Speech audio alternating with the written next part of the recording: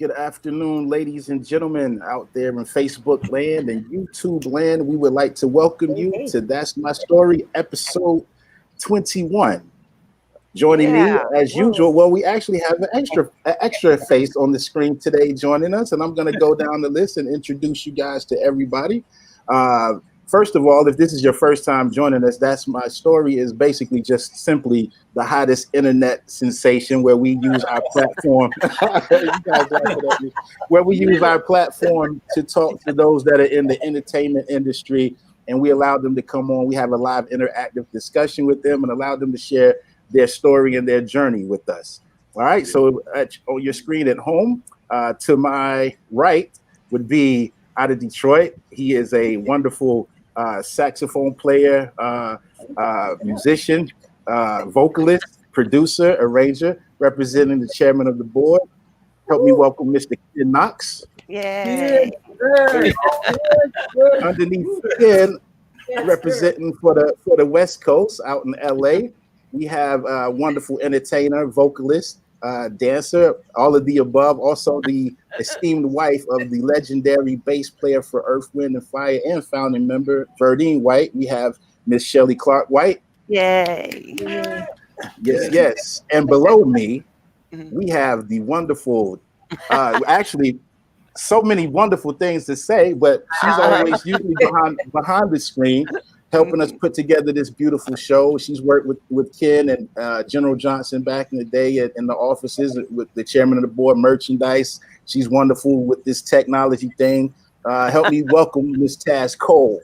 Tazz Cole. Yes.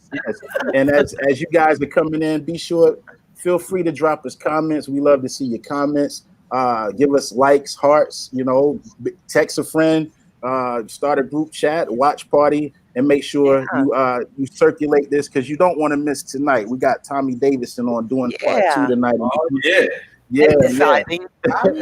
Absolutely. And if you missed part 1, you definitely don't want to miss tonight. You guys having a good week so far? Really good. Yep. Yes. Well, before we get into the show tonight, ladies and gentlemen, we want to take just a moment to honor and show respect to the legendary and talented Edna Wright, who passed away this past Saturday. So everyone who's actually sharing the screen with me had a close connection with her in both work and as a friend. Yes. That's right. Indeed. Well, oddly enough, I met Edna. I'll go first. I met Edna actually on stage. I was in another group with Carolyn Willis called and Shirley Matthews called the Cover Girls.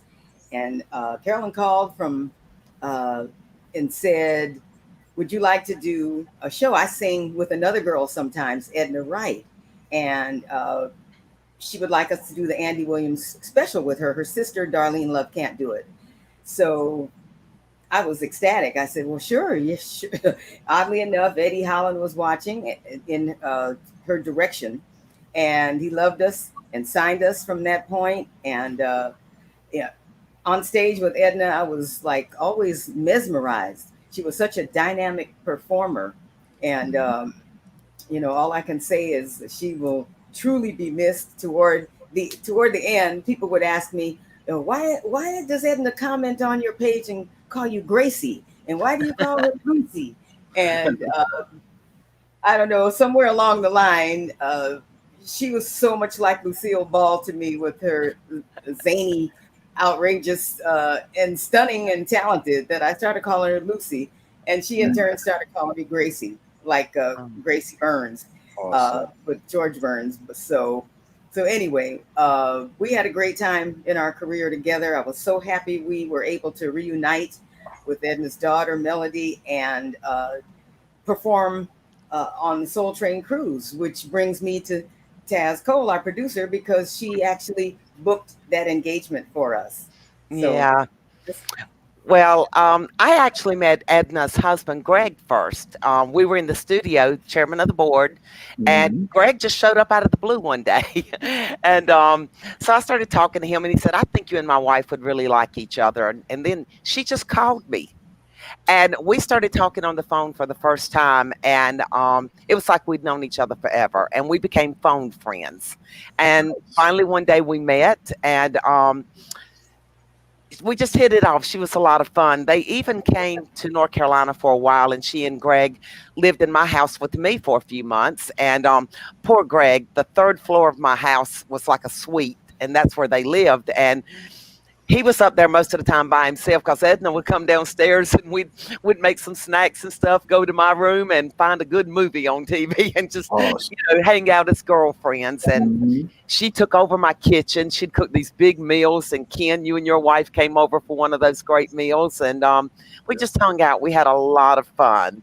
And actually, I think Ken met Edna for the first time when they flew into Charlotte, and we were going to go to the House of Blues to do the memorial for General. And that's when Ken actually got to meet Edna. So, Ken, I'll let you tell a little about your experience with that great lady.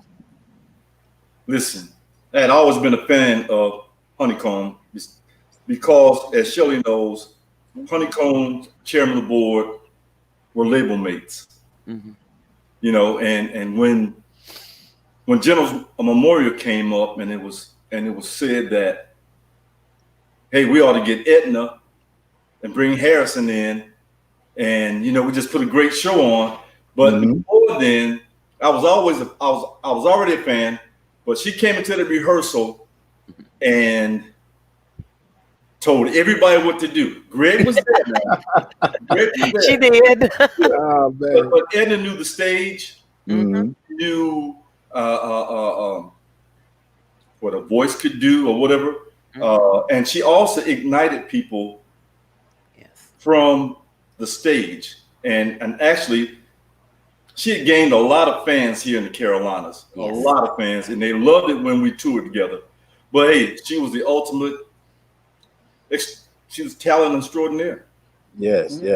And Edna was indeed an extraordinary talent. And as a matter of fact, we are in the process of putting together a special tribute show to honor her and her family.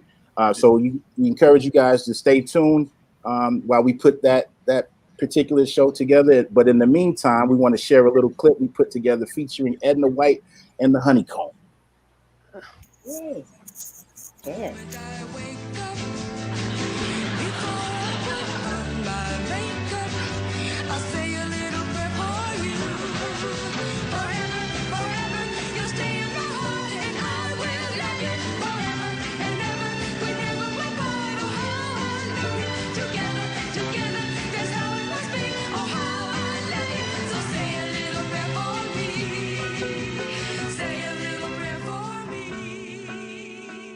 Well, we are the Honeycomb in a way because of Darlene. Exactly. Because she exited out. She couldn't do Andy Williams show.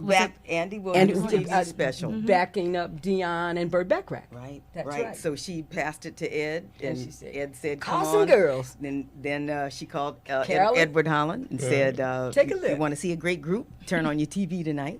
Exactly. And he did, and we were on a plane the next week. Exactly. That's exactly how that happened. That's how that happened. Three extraordinary canaries. They are the fantastic Honeycomb.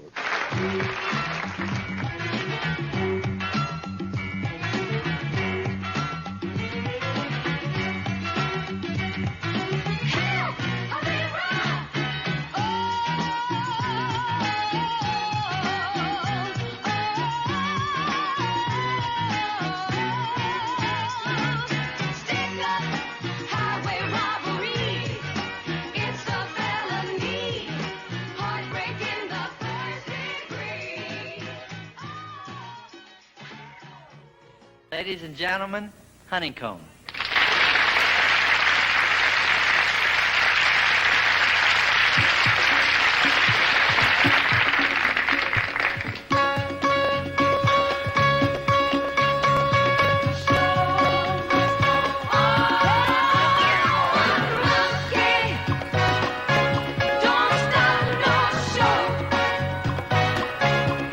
If you don't want my love, you're free to go.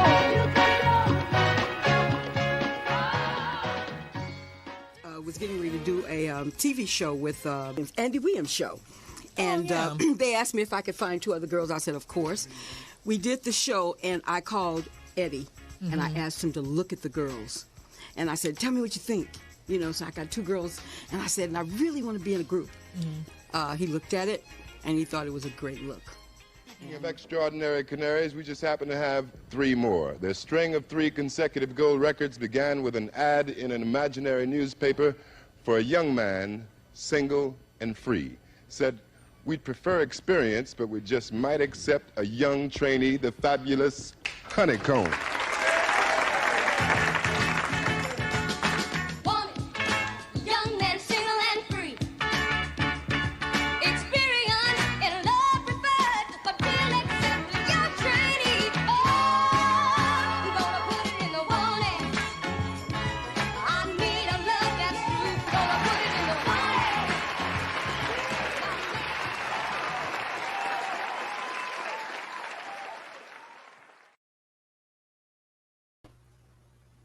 So with that being said, my co-host and I would like to raise our wine glasses and salute Miss Edna, right? Rest in peace, rest in power. All right, I'm going to take a sip. You are loved. Yes, indeed. Once again, ladies and gentlemen, we welcome you. We wanted to do just take a moment at the top of the show to acknowledge Miss Edna Wright. So we once again want to welcome you guys. Y'all come on in, get squared away. We see some of your hellos coming in. I see some of my family on, some of our faithful following, and we really, really appreciate you guys. Make sure you like and subscribe to our Chairman of the Board Facebook page, as well as the official Chairman of the Board page on YouTube. I wanted to take a minute to thank Mr. Darren Henley for subbing in for me last week. I had a musical obligation that I had to tend to. I couldn't get it moved around, but definitely want to take a moment to salute Darren for sitting in for me. Yeah, we applaud you and holding the fort down until I was able to come back, but definitely missed you guys last week. And so honored and so happy to be back with you guys today. Oh, man, we're happy that you're back. Absolutely. Go ahead. I said, right, Shelly? We're happy that he's back, right? Oh, man, you have no idea. Okay. Cool. It's cool to be missed sometimes, you know? It's cool to be missed. Yes. But I guess we're ready to proceed, huh? Oh, yeah. I'm excited. It's been a rainy, dreary day all day, and I'm looking forward to having a wonderful time, having a few laughs with this gentleman that's about to join us on the screen. So, ladies and gentlemen, if you missed episode 18, you definitely missed a treat. So you definitely want to lock in with us today. So without any further ado, allow me to introduce to you comedian, actor, singer, author, also an incredible impersonator. He is an original cast member of In Living Color. You may have seen him in such movies as Strictly Business, Ace Ventura, Juwanna Mann, CB4, perhaps Woo. Also on certain TV shows such as Martin, Malcolm and Eddie, The Bernie Mac Show. You might have caught him on Mad TV. Please help me welcome the super funny, the super talented Mr. Tommy Davidson for his second go round on That's My Story. What's up, Tommy? Yeah. I think we forgot something. We forgot in clothing designer. Hey. Oh, yes. And if you design that hat, I definitely need to get one of those. Oh, we're gonna get you one of these, man. That ain't hard. Yes, sir. Yes, sir. The guy in what is it? Norfolk, Virginia. He'll hook it up. Okay. Yeah. We was talking about Lancaster, South Carolina, in our virtual screen room, having a little laugh, but that was all well. Now, since the last time we had a chance to talk to you about 3 weeks ago, we hope you made your next engagement on time. But what have you been up to? I did. I'm always on the edge, you know. Make sure the wrap up's the wrap up because I'm always moving to the next thing, you know. Absolutely, I get it. What have you been up to since the last time we had a chance to chat with you? Just traveling the road a little bit. You know, mostly just working on my productions here. You know, just developing. Are you doing something with Bruce? Did I read that? Oh, Bruce. I don't know. That's one thing I don't know is my schedule. See? Yeah. he's my man. That'd be a great show. He's my man. I love Bruce. I Absolutely. told him one time, if I get them ponytails, what you gonna do with them? How heavy? No matter how heavy you are, Yeah. you go around one circle, and it's gonna hurt so bad. It's gonna hurt so bad on the second circle. You leaving your feet, and I got Oh you. my gosh! You gotta turn him into a human helicopter. Yeah, huh? yeah. Boy, he was laughing. His sons was laughing, boy. Yes, indeed. Yes, indeed. Love that guy. Yeah. Well, listen. Last time we chatted with you, we talked about the beginning of your life as well as your early career. I think today we want to start off talking a little bit about your film career. Okay. Can we go to 1991 real quick when you started in a movie? And I believe it was possibly Halle Berry's first movie at the time. That movie was Strictly Business. Mine too. Yeah. Now it was your first movie also? Yeah. Look at that young man. Nice. But it was her. It was like one of her first acting. You know, I'd been on In Living Color, so right. Yeah. Now, legend is a lot of leading men tried out for your role. Yeah. That was a very sought after role. Martin wanted it. I mean, everybody wanted that thing. Mm-hmm. You know, and so a guy, Mark Berg, over at Island Pictures, and I think he was the one. He was the one that really pushed to make sure that I got that part.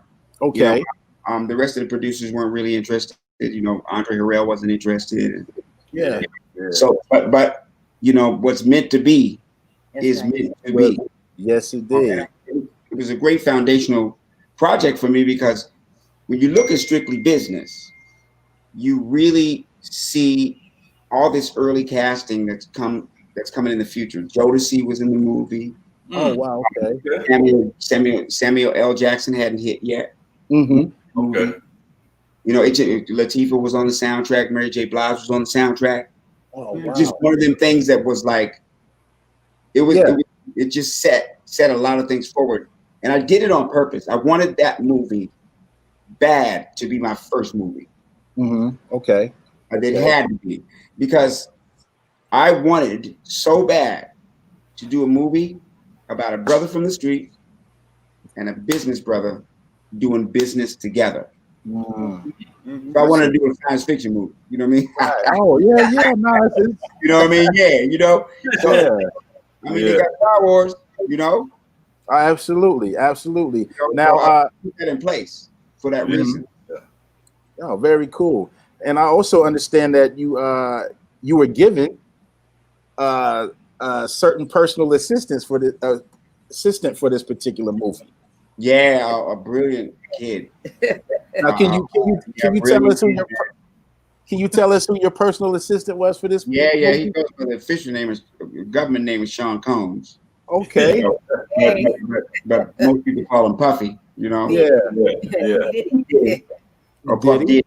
Yeah. You know, and, he was assigned to me to bring the hip hop, to find out what in New York was hot, what was not. So my assistant took me to set, watched out for me, but most of all, we stayed out every night, all night, and he took all the underground clubs, all the clubs, and I saw all of the acts before they even got signed. Wow. Leaders of the new school, which Busta Rhymes, Black Sheep, Brand Nubian. Yeah, I remember. Came Yeah, from, you know, Tribe, all before they were signed. Right. Didn't he get into a tiff and get arrested? And what happened? He sure did. Well, we were pulling up on the set, and an Italian guy, much larger than us. Get your car out of here. Get it out of here now. He said, I'm just dropping him off. You know, get it out of here. And he lunged at him. And I guess it was just really reflex. You know, Puffy brought him here. You know, the blood got to come in here. And he ended up being the son of the head of the union. Oh, so boy. they locked him up, and nobody would go get him. You know, Russell, none of them, Andre. You know, not a bad thing, you know, whatever. But he finally called me. And I was like, where you at? He was at the 14th Street precinct. I knew exactly where it was. I came down there and I got him out on his own personal record. And he probably never forgot that. He always called me family. I mean, it could be the biggest premiere, the biggest party, whatever, the biggest thing, and he'll say that's family. Absolutely. You know, I'm sitting next to him at every single daggone thing. Yeah, and I imagine that was the time. At the time, Puff he's interning at Uptown Records. Was he even doing that? Yeah, Okay. and Heavy D. Him and Heavy D. Okay. All the good, because Heavy was the A&R for Uptown. Okay. Oh, so he was learning off of him. He was learning off of me. Yeah. Each one, man. But when Craig Mack came out, and then they did that remix. Flavor in Your Ear. In your ear, I was like, he's getting ready to change the whole industry. Yeah. He's getting ready to change the whole industry because that had LL and all this. It was a new kind of video. It was a new kind of approach to hip hop. Absolutely. Yeah. Well, we do have a clip from the movie Strictly Business. We're gonna get into it. Kind of surprises in your hat today, huh? Yeah. How do you pull them out your hat? Yeah. What happened to you last night? I don't know about you, Bobby, but brothers like me got to go to work in the morning. Hey, you see I'm in the house. Yeah, but you late. Johnson, you wouldn't happen to be just getting here at 9:15. Nah, homie, I was on time. You just didn't see me because I was back there getting busy, you know? What kind of fool do you take me for? I've been in the house, right? Working it hard for 2 whole years. I'm moving up. Up where? Upstairs, land of suit and ties, power lunches, more girlies than you can stand. My homie says he's gonna hook me up, right? So far, blank.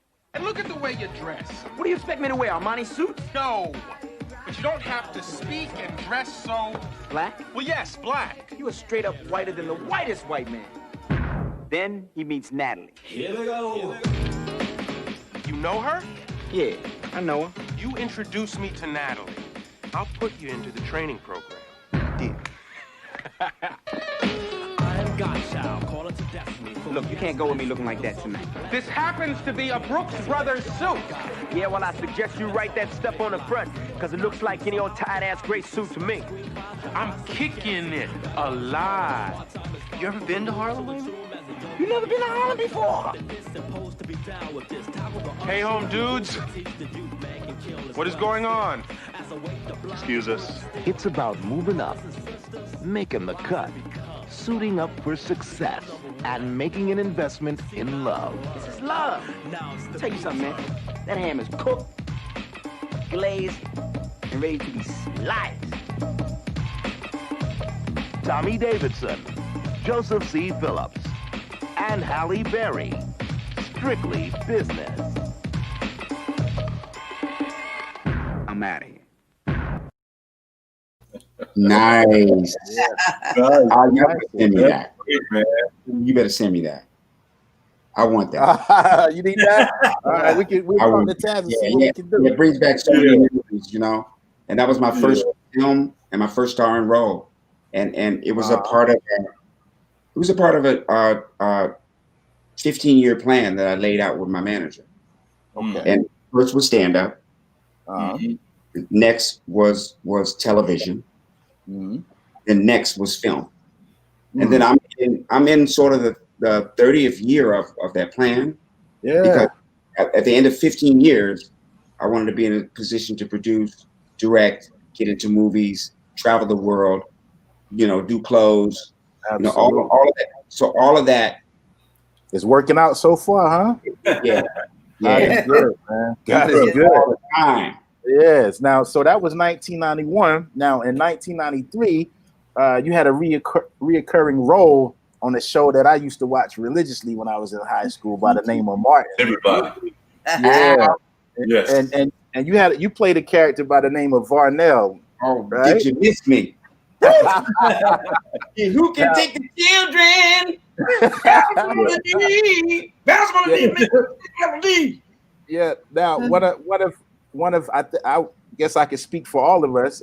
Also, those at home, when I say there was a certain episode where you and Martin were kind of going back and forth, and we could probably say you got the best of them. Would you agree? What? Yeah, it's a story behind it. It's a story behind it. When I showed up to the set, he's give us yelling the at story. people.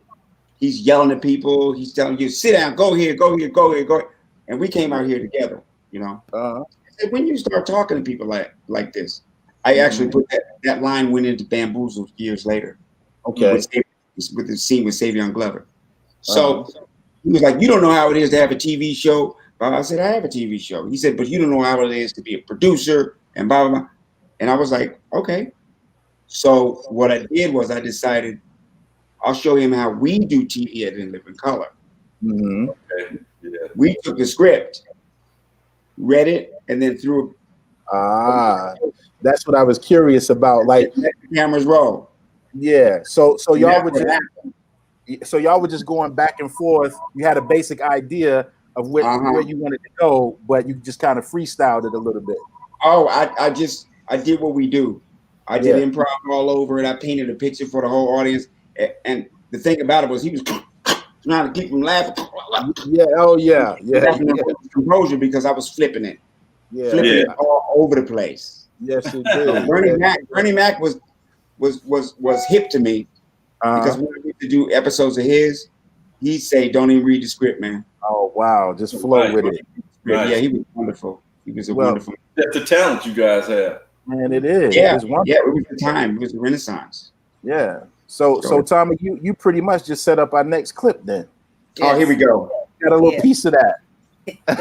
Lord. All right, look. What the people want to know is about the real Varnell. Varnell, the man. Okay. What kind of car you driving, bro? Actually, I'm not driving anymore, man. Oh, sorry to hear that. I actually have a limo. Oh. Yeah, Mercedes limo. The Mercedes limo. You didn't have to throw that in. You rolling like that, huh? All right. Rolling like that. Okay, well, you got a big house? You got acres? We own half the county.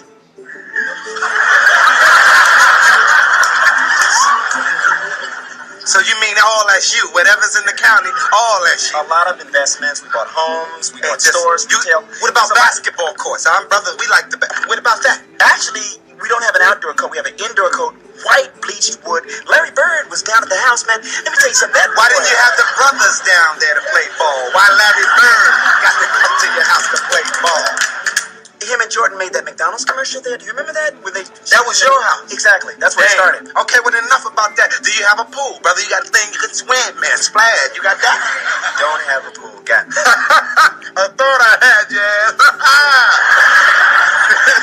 But we got a 10-mile lake out back. Call it Lake Varnell. Yes, catfish are delicious.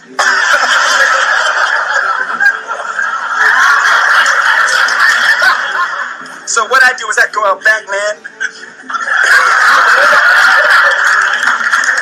Cast my reel, pull that out, fry it, dye it, lay it to the side, red beans and gravy.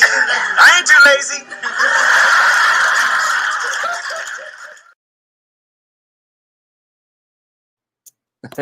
Catfish are delicious. Red bean and gravy. I ain't too lazy. I ain't too lazy. That's all right, brother. Yeah, no, man. me and Mark are actually working on a project together now. Oh, you are? For a major TV show. Right. And I can't reveal it, whatever, but it's of course I'm on BET. And all I can say to you is it's on late night, and the only thing I can say is, did you miss me? All right. Okay. Yeah. We definitely got to stay tuned. Yeah. You know, it's very key word. Did you miss me? Cool. So, Tommy, in 1994, you and another funny man from In Living, Jim Carrey, were in a movie together, right? Oh yeah. So how do you feel when Jim Carrey reached out to you about this movie? It was the first movie.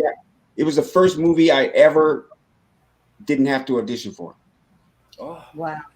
Yeah, and I think it's the only one that I didn't have to audition for, which kind of tells the story, right? Because there's a lot of movies that feature a lot of black comics. Mm-hmm.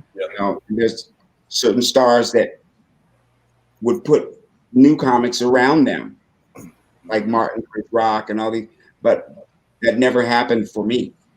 Mm-hmm. You know. So it was one of those things that you know, in your journey, confusion can only make you clearer and stronger. Mm-hmm. And that's what that did. You know, it forged my present. Mm-hmm. Yeah. I learned more.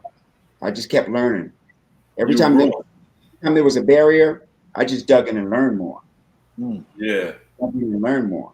You know, so if that didn't happen, I wouldn't know what I know. Very true. Mm-hmm. So that was ironically out of the whole Black Renaissance and Black film and Black comedy, it's the white guy that didn't cast me. You know, so that's a foundational problem of ours. Right. Right. You know what I mean? But not really. It's an outgrowth of the you know what that nobody wants to talk about. Yeah. It lasted 400 years, you know. Yeah. That's awesome, man. You know, it's a side effect, you know.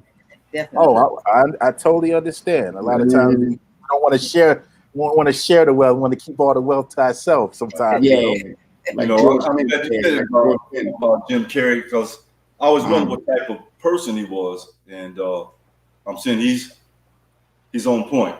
Oh yeah, he is. He's my man. It's like George Clinton says about the side effect. It's the side effect of what you get when you improve your inner self and function. You know what I'm saying? You know? Yeah. Well, listen. I think we have a clip of that as well. Ace. Come on. Bring it. Yeah. Here we go.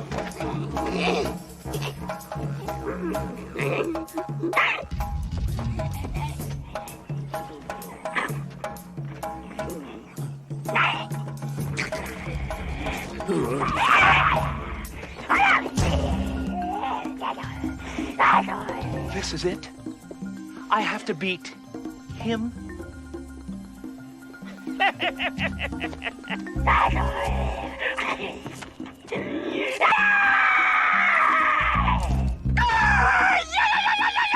Alrighty then. I must tell you, I do not wish to fight you. Violence is no longer in my nature, but if you want it, you got it, sister!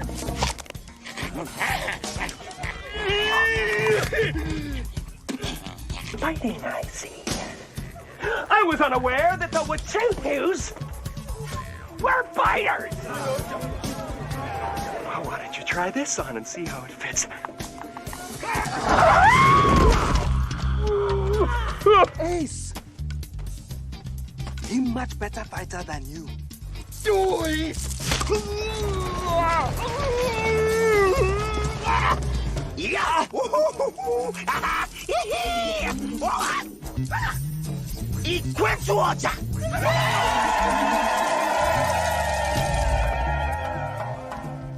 All right! This white devil thing has gone far enough. Nobody messes with the dude!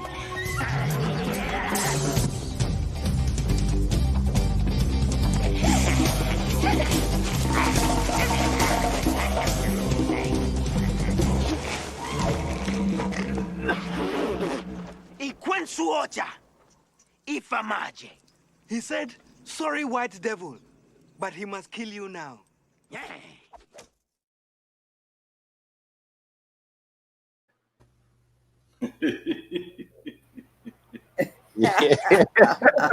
What a scene. That right there. Yeah. That right there is a scene nobody ever forgot. Ever forgot. Yeah. And we thought of that morning. Jim thought of that morning. Okay. That morning. The bad thing, the director, I forgot the director's name. Steve Odeker. Okay. We all were on In Living Color. Writers. Yeah. So when I got there early that morning, they were like, "We got an idea, man." And since we did that on Living Color, we were clicking. Yeah. So they ran into my trailer and said, "Can you? It's not going to work unless you can fit in this bag." Okay. I was like, "That bag looks small. I don't know, So I got in that bag. He said, "How does it feel?" I said, "I can stay in here for like maybe 3 minutes." You know what I mean? He said, that's all it's going to take. Oh, you know, cool, well, you know, they brought me out and hung me on, dude. And we did that. But check this out. What's up? I was at a theater in South Carolina.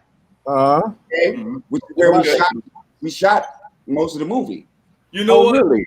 I felt like that was on some beach in Myrtle Beach. No, we shot that thing in South Carolina and San Antonio on a safari farm that a rich guy owned.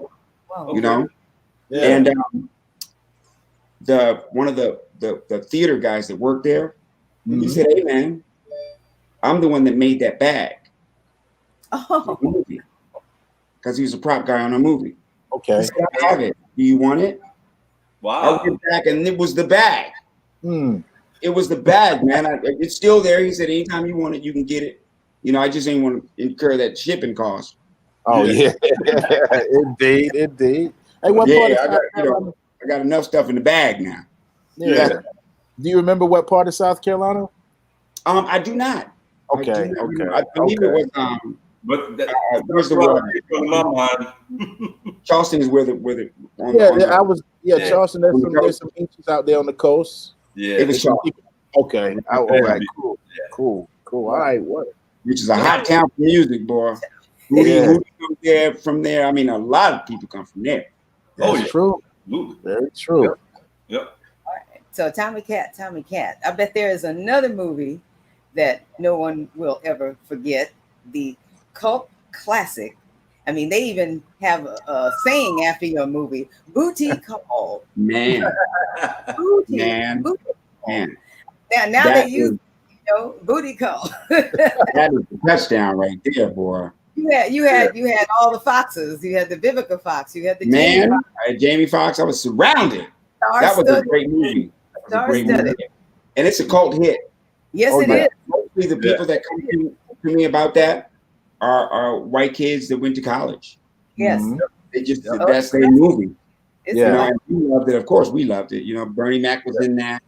Yeah. We also had stars in that. You know. Oh, yeah, absolutely. That was Bernie Mac's first movie. Now that he almost didn't get. Right. You know, because the director said, "You know what? I'm not going to use them," because Bernie was having a hard time with the lines. And I was like, nah. Give me 15 minutes. I took Bernie in my trailer. We rewrote it the way he talked. You know, what you say right here? I didn't say nothing. I tell him, bam. We rehearsed a little bit. Nailed it. Yeah, sweet. Nailed it. That's why he never forgot me, man. And when I did it so many times, he said, "You can do whatever you want." Yeah. But Tommy, I understand that you rewrote most of that movie. There was a movie out before yours called Trojan War or something like that. And you guys you did a lot of rewrites not knowing that movie was out. Yeah. That's how I actually learned how to write really good. Was I usually, with the exception of Jim's movie, I usually am really key in rewriting the script. So, you know, I've Bamboozled. I wrote that with Spike. Woo, I wrote that with John Singleton. Sure. Oh, nice. Booty Call. I wrote that with I'm gonna forget his name. Takashi Buford and another Bootsy. Yes. Strictly Business. I wrote damn near totally. You know, so it wasn't until I went back to the people that I rewrote scripts for, right? And I asked them to take a look at my script. Sweet. Now that's cool, you know. And it's not till then that I realized, you know what? I got to do it myself. Right. I got to do it myself. You know, I was bitter for like a second, but I was like, I'm like Tom Brady. You got to throw an interception. Yeah. You know, next play, I'm up in your face. Right. Ain't gonna be none of that. Yearning, learning, watch Dell. Yearning, learning, watch Dell. See? Yearning, learning what you do now. Yearning, learning, watch Dell. You know? Yes, indeed. Yeah. It's all the information that we need is already there. Yes. That's true. Yeah. Very true. Well, here's some information. We have We have a great clip from that movie. So yeah. Let's see Let me if guess I- what it is. Yeah. Girl, you got me tripping. I'm about to order what you sipping. Drop some rhythm. Baby, you feeling what I'm thinking. Reminiscing when I sing. You knew I had to get between you. You and your girl jumping out the cherry red. Beamer ass on blast. Got them digging deep in they stack. Running up fast. They better slow down before they crash. Later low. Post the ball incognito. Spit game with my people. You know how we go. I bring my swing to the ring like I'm a king. And all that drama you bring, boom. Well, it's a small thing. You want to get late. I peep the stare in your face right about now. It was only a booty call. It's only a booty call. It's just a booty call.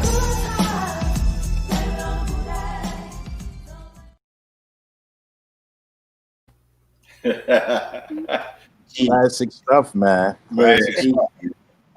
Now, also around the same time, you were also starring on a TV series aired on Fox about 4 middle-class black men in their late 20s living in Chicago. Yeah, and you were in that series with run. Huh? We didn't get a full run of that. You didn't get a full run. Yeah, it was a good show. Yeah, that you were on there with a guy who shares my same last name, Mr. Kadeem Hardison. Oh, really? Yeah. I don't think we're related though, even though that's not a common last name. You know, people used to do stuff like that in high school. I was like, I don't think we. Yeah, I'm sure we can trace it to some master somewhere. Exactly. Was that your first project with him? Yeah, it most certainly was. Him and Dondre Whitfield and Kelly Perrine. It was a once again blessed man. You know, I get to do a TV series about 4 professional black men. Now that still ain't a show on. Still ain't a show on like that. Mm-hmm. Very true. Very true. Not athletes, not rappers. Yeah. Just regular money making people. Mm-hmm. Yeah. Is that a part of your selection process as far as your TV shows and things like that? You want them to have a certain message as far as the characters that you're gonna portray? If I can have that opportunity. You know, okay, I'm an actor, so if the script doesn't matter what genre it is, you know, if the script is good, then I'm an actor. Okay. But if it's cherry, if it has to do with Africans, people of African descent that are seen with a good character, seen with morals, seen with work ethic, with compassion. Right. It's seen emotionally balanced. Right. But that's the ideal roles for me, because those are the roles that are that and the movies that are here and there. Right. You still haven't had a parallel to Strictly Business. You know, so that illustrates my point. Gotcha. So kind of brings balance to otherwise what we would know as a society. Some in certain ways. Okay. Yeah, you know, we can have a guy, Matt Damon. You know, he natural born killer, a spy that travels the daggone world. You know, we can have Keanu Reeves be in Matrix, but we can't have a movie where we're just a businessman. Yeah, I'm with that. Yeah, and totally cool, man. And we do have a clip from that TV series also. It was called Between Brothers, correct? Shelly, you get ready. You already know. All that. Shelly and Tazz, man. I'm telling you, they're great. They're great.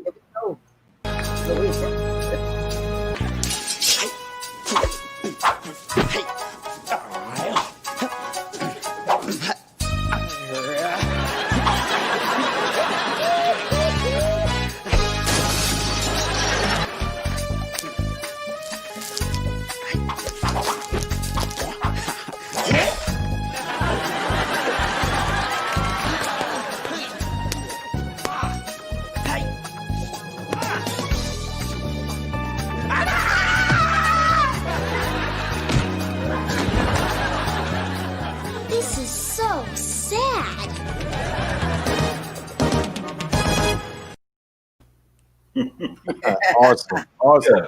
I love the dance move. I forgot about that scene. The theme? That scene. Oh, the scene. Okay, yeah. Wow. I forgot that scene totally. I forgot I even did that. Oh, wow. Oh, man. That's not usually don't happen. Yeah. Wow. Yeah. Are you into martial art? Yeah. I did a martial arts character on Living Color. Finally. Okay. In the last season. And he was something else, man. He was something else. Yeah. Sweet. So there came a time when you and the Fresh Prince, Mr. Will Smith, oh yeah, almost came to blows. Yeah, that was You gotta tell us about that. Well, first of all, I never knew why. Oh wow. I went 27 years not knowing why that happened. Hmm. And it's in doing the book Okay. that I found out what I thought happened. Uh-huh. You see, because I could only say, oh, well, here's what I think about it, but I never knew. And it was about not being able to rehearse the kiss with Jada. Mm-hmm. And I wanted to rehearse that. You don't just do that. Mm-hmm. You know, and they were rushing. And the producers told me, don't worry. She just said, go for it. Do whatever you need to do, blah, blah, blah, blah. And so I'm not going to do that anyway. But as I do it, she seemed a little stiff, you know? And I was like, okay, but it looked good, you know? Then that's when the incident happened. Okay. You know, this boy walks in the bus and he's like, you know, what's that all about? You know, this, that, and everything, you know, and I'm like, I played it off. What? You know, I played it off because I didn't know what he was doing. You know? Yeah. He puffed up at me hard. Really? Wow. But finally, at the end of it all, I said, all right, well, let's go outside and talk about it. And Jada was like, no. I was like, you know what I mean? Then talk to him. You know what I mean? Yeah, then talk to him. She came alive then. I said, okay, well, Lord have mercy. I need a little bit more room to talk, right? No. You know what I'm saying? Right. Hey, listen. Don't it happen that way all the time? Yeah, they are the best Always ever. like that. They're the best ever. Yeah. Because I never knew what happened. Mm-hmm. So what I did was I sent a page to them from the book that described what happened. Mm-hmm. And I said, I don't know if this is true or not. Right. It's your truth. Book, unless I get your approval. And they both text me back laughing. Yeah. It went down. Cool. Put it in. Awesome, man. Awesome. Yeah. Awesome. Put it in. And me and Jada became really close friends. Okay. Oh, cool, man. Very good. Have you done a show yet? Not Entanglement. I was thinking the same thing. Stop. No more entanglements, guys. You want to have to pull up to the red table, huh? Yeah. Not Entanglement. Well, we do have to from Woo. Nice. Let's check it out. Let's go, you guys. Woo! I need someone who's impulsive, exciting. When it came to love, all Wu wanted was a sign. I see an explosion of love. Girl, you've got to give it up to somebody. Jada Pinkett Smith is Wu. There's something special about her. So what she got? There's a vibe there. That is my song! She's outspoken. So you want to dance? It's too late now. You don't want to dance? Leave a message. She's irresistible. For the panties? By the time you hit the B-side, you should be naked. Put my fire out. Who you got in there, boy? Ugly Rita? Did she get out the kennel? Tim. Oh. And sometimes she's impossible. There are people who watch things happen and there are people who make things happen. Which one are you? New Line Cinema presents. Whoa. What's going on, Tony? You know this guy? Oh, well, kind of. It's our first date, you know, but he's okay. I got 2 words for you, man. Johnny Cochran. Jada Pinkett Smith, Tommy Davidson. People been telling you you're so fine all your life, and you starting to believe the hype. You got fine Midas. Do I sense a little attitude problem? It's Woo's World. Mwah! Call me. We're just living it. Hey, the sister is with me. You didn't have to hit him. Yes, I did. No, you didn't. Woo. You know that's too much woman for you. Fine Midas. Wow. That's my little move. Fine Midas. That was Yeah, I wrote that. Yeah. No. Oh yeah, you put that in there. Yeah, I designed that one. You know. Okay. Nice, man. Yeah. No, you didn't. Yeah. Nice. I bet you put your touches all in these movies. Yeah. Yeah. You know, a little bit of me in all of them, boy. You also did a character called Puff Smokey Puff. Oh man, you guys. Puff, Smoky, Smoke. Okay. Puff, Smoky, Smoke. Out in here. Oh, So, but that movie was filmed here in Charlotte. Yes, it was. Yeah, that's my man, I think. It most certainly was a wonderful time too. Genuine was in it. Once again, star-studded. You know. Once again, star-studded. Did you get a feel for the city while you were here filming? Oh yeah, I've been to Charlotte before. Charlotte's the lick. Yeah. Charlotte's the lick. Charlotte actually doesn't get enough props. Yep. You know. Yeah. I mean, everybody talking about Atlanta. That's right. In DC. Charlotte ain't in that category. Of Right. like, you know, country. Charlotte is a whole nother thing. It's a whole nother type of black person. Yeah. It totally is. I'm a Negroologist, so I know. I heard that. I like it. It's a hell of a city. You know, It's a hell of a thing, man. It's a hell of a thing. You know? Yeah. And that's my spot. I love it. Mm-hmm. Okay. So how was the filming with who were some of the characters in that? Miguel Nunez. Oh yeah. The guy girl, you know. Mm-hmm. Yeah. Whereas if we did that movie now, what would happen? Oh, you get canceled. Right. Cancel culture. Right. Yeah. Everybody's sensitive. Yeah, that wouldn't have got done, boy. Yeah. You know, Great. Girl with pee-pee. It ain't gonna work. Nah. All right, we have another clip of that as well. Okay, come on. Yeah, we got you. Wait. What do you mean, Puff? I don't smoke. Puff, you remember? Over there, Romeo's friend? You remembering? Look. Oh, my Lord. Girl, you did not just set me on the bait with that Carolina River cricket. Juana, I thought I was doing you a favor. You call that a favor? And he really likes you, girl. Yeah, well, he can start liking somebody else because I'm up out of here. Oh, no, Juana, please don't leave. I promised Romeo that I'd hook you guys up, and it would really mean a lot to me if you would stay. Please, for me. That'd be nice. I'm gonna try my I best. found her. How you doing, Juana? How are you, Mr. Romeo? Well. If it isn't Juana, man. How you doing, little puppy? All good. You know, I have to admit, you are looking so hot tonight. Thank you. Let me ask you something. What do you want to ask me? Did it hurt Did what hurt? when you fell from heaven? Hallelujah! It's called a word. Watch the wings.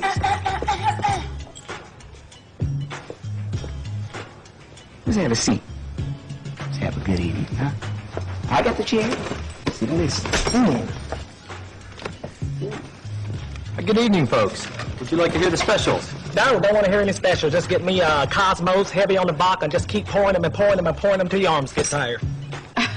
I'll have a glass of champagne, sir. No. Hold on. My man, bring a bottle of your best champagne for the table.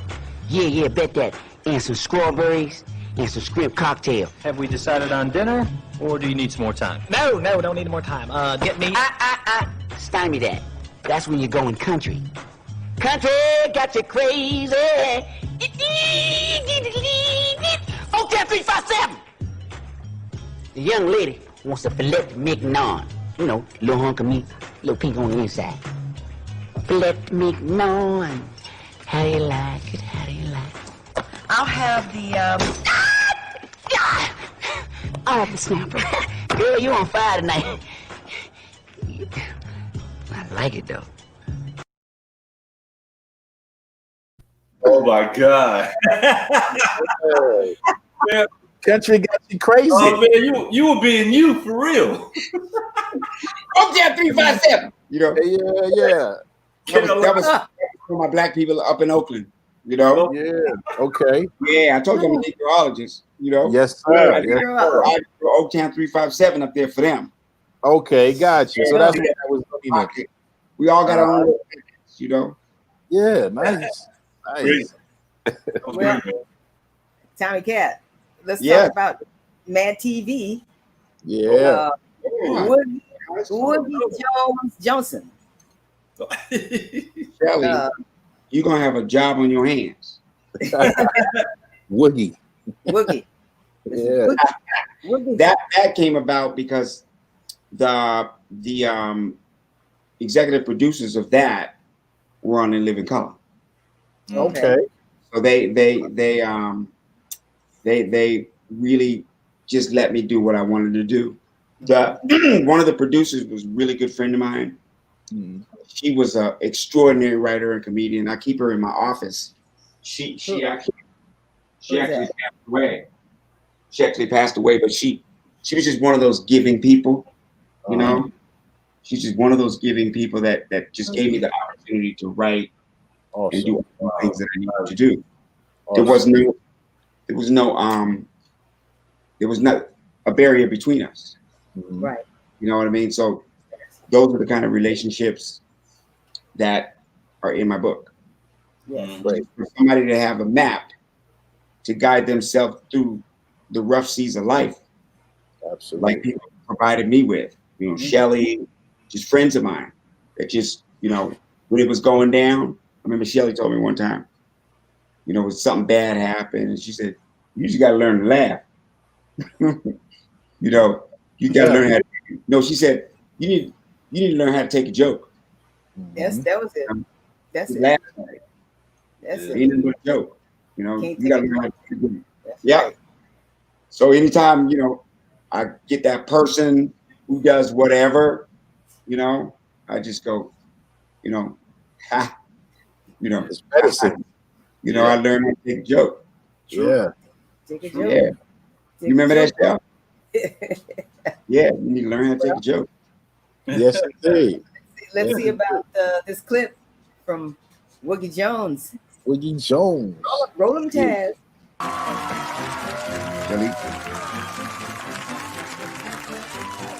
Welcome to the big 200th anniversary show.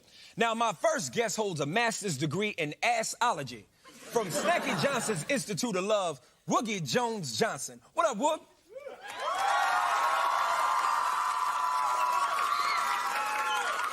All I know is that I'm excited, man. Got me a new job. What you washing windows? Hell no, stealing squeegees. I know you. You the guy on the $20 bill. Yeah, this might be a good time to go to a clip from a show we shot back in the 70s. It's a classic. Check it out. Woo! Woogie, you know, you's a dumb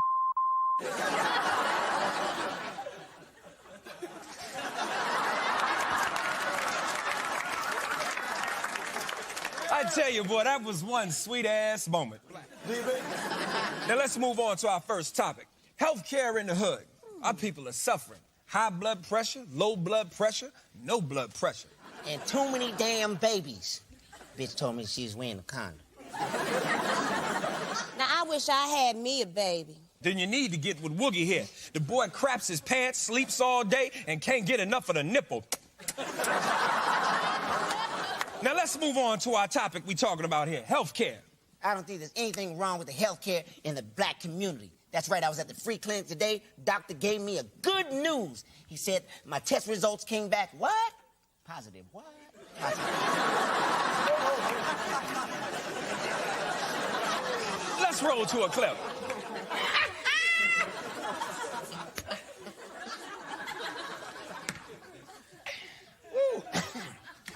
told you you's a dumb.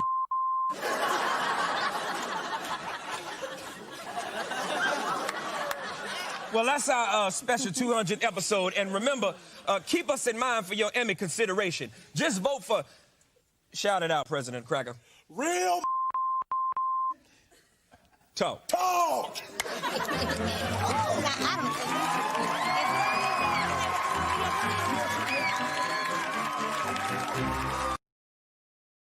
Oh God.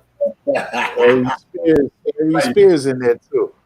Yeah, Nice. got a chance to meet him, and everybody on that show was brilliant. You know, and Man. In Living Color was over, so I was like, hungry for a situation like that because nothing is like that. You know, nothing. So once I got in the atmosphere, I was like, "You better let me go." Mm-hmm. Let it go. Yeah. Yeah. Well, Yeah. there's something that probably not a lot of people know. Maybe they do, but you have done a lot of work in animation, voiceovers. Here's some of the things I know about. The Simpsons. Right. Ren and Stimpy. Yeah. Ren and Stimpy. Black Dynamite. Yes. And my favorite, The Proud Family. Oh. On the air now. Yes, Oh, which they brought it back. They brought it. That's how good it was. Yeah. I've been taping that at the house. I forgot to mention that's one of the projects that I'm working on. Yes. Okay. Absolutely. And Black Dynamite is unbelievable. Yes, I like that one. Have you seen the animated thing? Yeah, it's The crazy. same animators from Check it out. Unbelievable. Unreal. Right. We It is so good, ain't it? In a minute. You gotta check that out. How long was The Proud Family on? The Proud Family was on 5 years. Wow. Yeah, 5 years. And that was about 18 years ago. Wow. Oh yeah. You talking about longevity, man. Woo. You know, Yeah. who are the other voices with you in that? In the Proud Family, Cedric the Entertainer, Kyla Pratt, Wow. their names, but and in the Proud Family we got guest stars. Right. Alicia Keys, Smokey Robinson, like just all these. And what they would do with me is when they had a guest star, bring me in to work with them. Okay. Mm-hmm. So that was cool. That was real cool. Definitely. Well, we're gonna show a clip of that. Yeah. Come on. The Proud Family. Tommy's animation. Something smells good up in here. Looks like squab. Squab? What squab? Pigeon. Oh. What's wrong? We eating your cousin? You know what will go good with this? Some cold duck.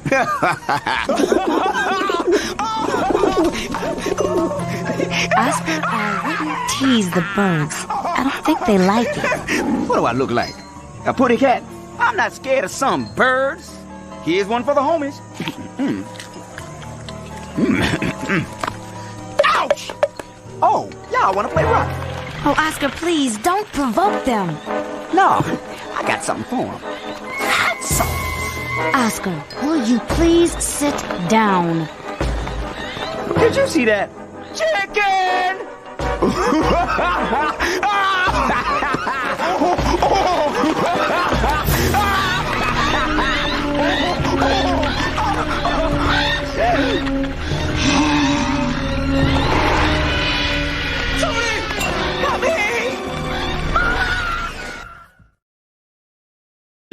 The thing.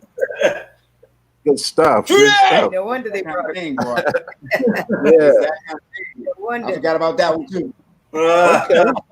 You better get your popcorn tonight. Yes, Huh? popcorn and soda. Get your popcorn. This is Shelly's got a lot of work to do. He's going to send all those clips to me. Yes. Hey, tell us about this character. Were you going to say something, Shelly? I'm sorry. No, I just said Tazz. That's all I said. Oh, I got you. Yes. Oscar Hey, proud. Yeah. the thing they did about Oscar Proud is Ralph Farquhar and the other creator, Bruce Smith. They just said, come in. They sent me the picture of the character, and they said, just come in, get on the mic, and tell us how the person sounds. And that's how I did it. I got him right here. Okay. I keep everything around me, you know. Ain't nothing wrong with that. You know, Hey, where y'all at? Hey, where you going? Where you going? True that. You know. Yes, indeed. Yeah. I keep everything on deck because, you know, basically, you know, I'm a creator. Yes. Basically, I'm a creator, so the business is kind of counter-creative. It is. You know, like no business I know. Show business is like there's no business like show business. Like no business I know. This is the only business where, you know, you can sell and make a lot of money with something that's not creative. That's not that creative. Yeah. So I got to remember, or you can create something beautiful and people just say, we don't want it. No. Yeah. But I keep those things around me. Right. Because I need to be reminded that I'm a part of a fraternity, sorority, that it is old as mankind. Very true. An idea. You know, somebody said, let's take these round circles of wood, and let's take a rod and put it between them. You know? Yeah. Somebody, let's take these stalks. Let's take these dry plants and take the seeds out of them and rub them against a rock. Right. The white powder that we have left, is add water and put it in the stove. Yeah. You see? Yeah. It starts with an idea. Yeah, and you know, the idea of ideas came from who? From Africa. You know, from us. The idea of ideas. You know, the Homo sapiens wouldn't even survive walking around the world if they didn't have the basics. Mastered fire, you know, mastered planting. You know, that's why the other ones didn't survive. They always talk about homo this and homo silicus and homo this. You know, they didn't survive. Right. With those basic, you know, the idea of community. You know, that was a black woman who came up with that. She said because if you were jumping from one woman to the other woman to the other woman to the other woman, you'll never have a settled community. So at least have one. You know, that concept came from her. Yeah. Stuff. So I have to be reminded. Yeah. Reminded. You know, it's like, you know, even the structure of Egypt. You know, you can't build those things without trigonometry, without geometry. You can't even count numbers unless we did the homework of watching the stars, seeing that there was a pattern, a certain weather when those stars came up, and they came up with the 12-month year. Right. And the 365 days is actually more than that, a little bit.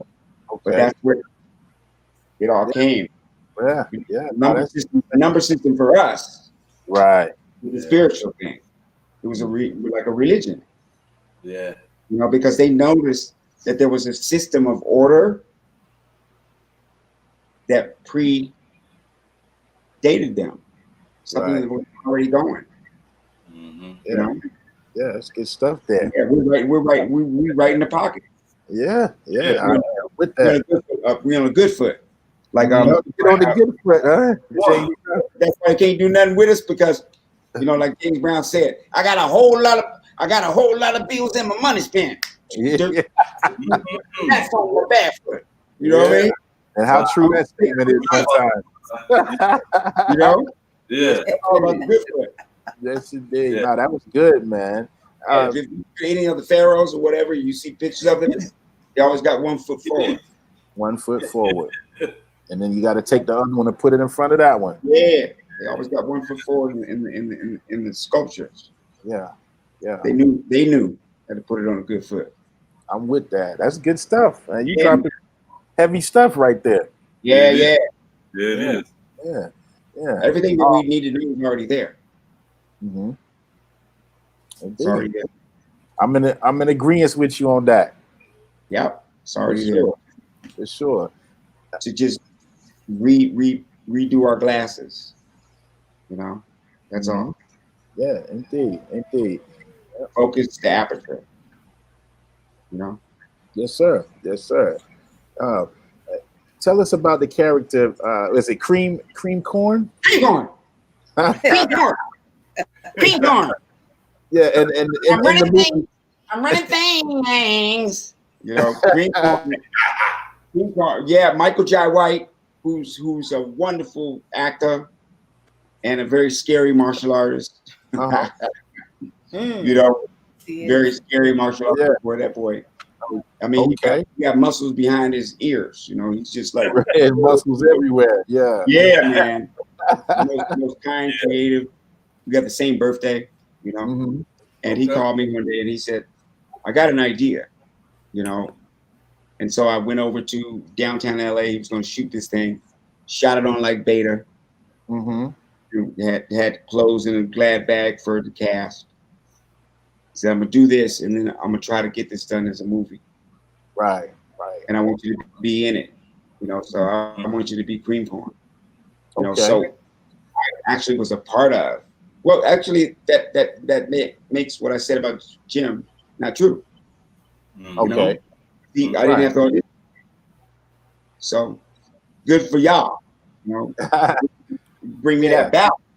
Because you know, song, what a difference a day makes. 24 hours. You know what I mean? Yes, that's what that song's about. You know, absolutely. Cool. And I'm sure you won't mind if we play a little clip from that movie, huh? Black Dynamite. Black Dynamite. If Shelly don't mind sending that one to me too. Okay. Let's go. Let's get it. Take a joke. That little old half a play of Cream Corn was with him. You remember Cream Corn? So, where's Cream Corn these days? Yep, that's right. I'm running things. Cream Corn. That's why they call me that. Smooth. I got more measure for your pleasure. Stick with me, baby. I'll have you farting through silk. And let a nigga mess with me. I'll jump on him. All 93 pounds of pure dynamite.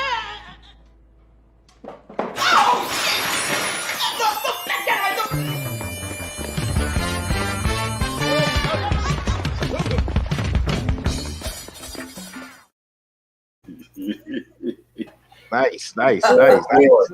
Oh, boy. Yes, indeed. Now, so and you also appeared on Everybody Hates Chris. Right? I sure did. I think the legend has it that and that's CB4 right there. His movie CB4. Okay, that's CB4 as well. All right. Yeah, me and Chris met years and years ago. We met in I think '88. Okay, wow. Eddie protege. Eddie Murphy protege. Okay. You know, so now he was the Hills Cop too, I think. Okay. That was his debut into comedy. So both of us we were what they called the new faces of the Comedy Store. It was me, Mamie Ali, Pauly Shore, you know, and Pauly Shore. Yeah, Mitzi, the owner of the Comedy Store. Right. Us to be the next name. So she let us in the main room. She let us play all her clubs. Yeah, cool. That's a wonderful person.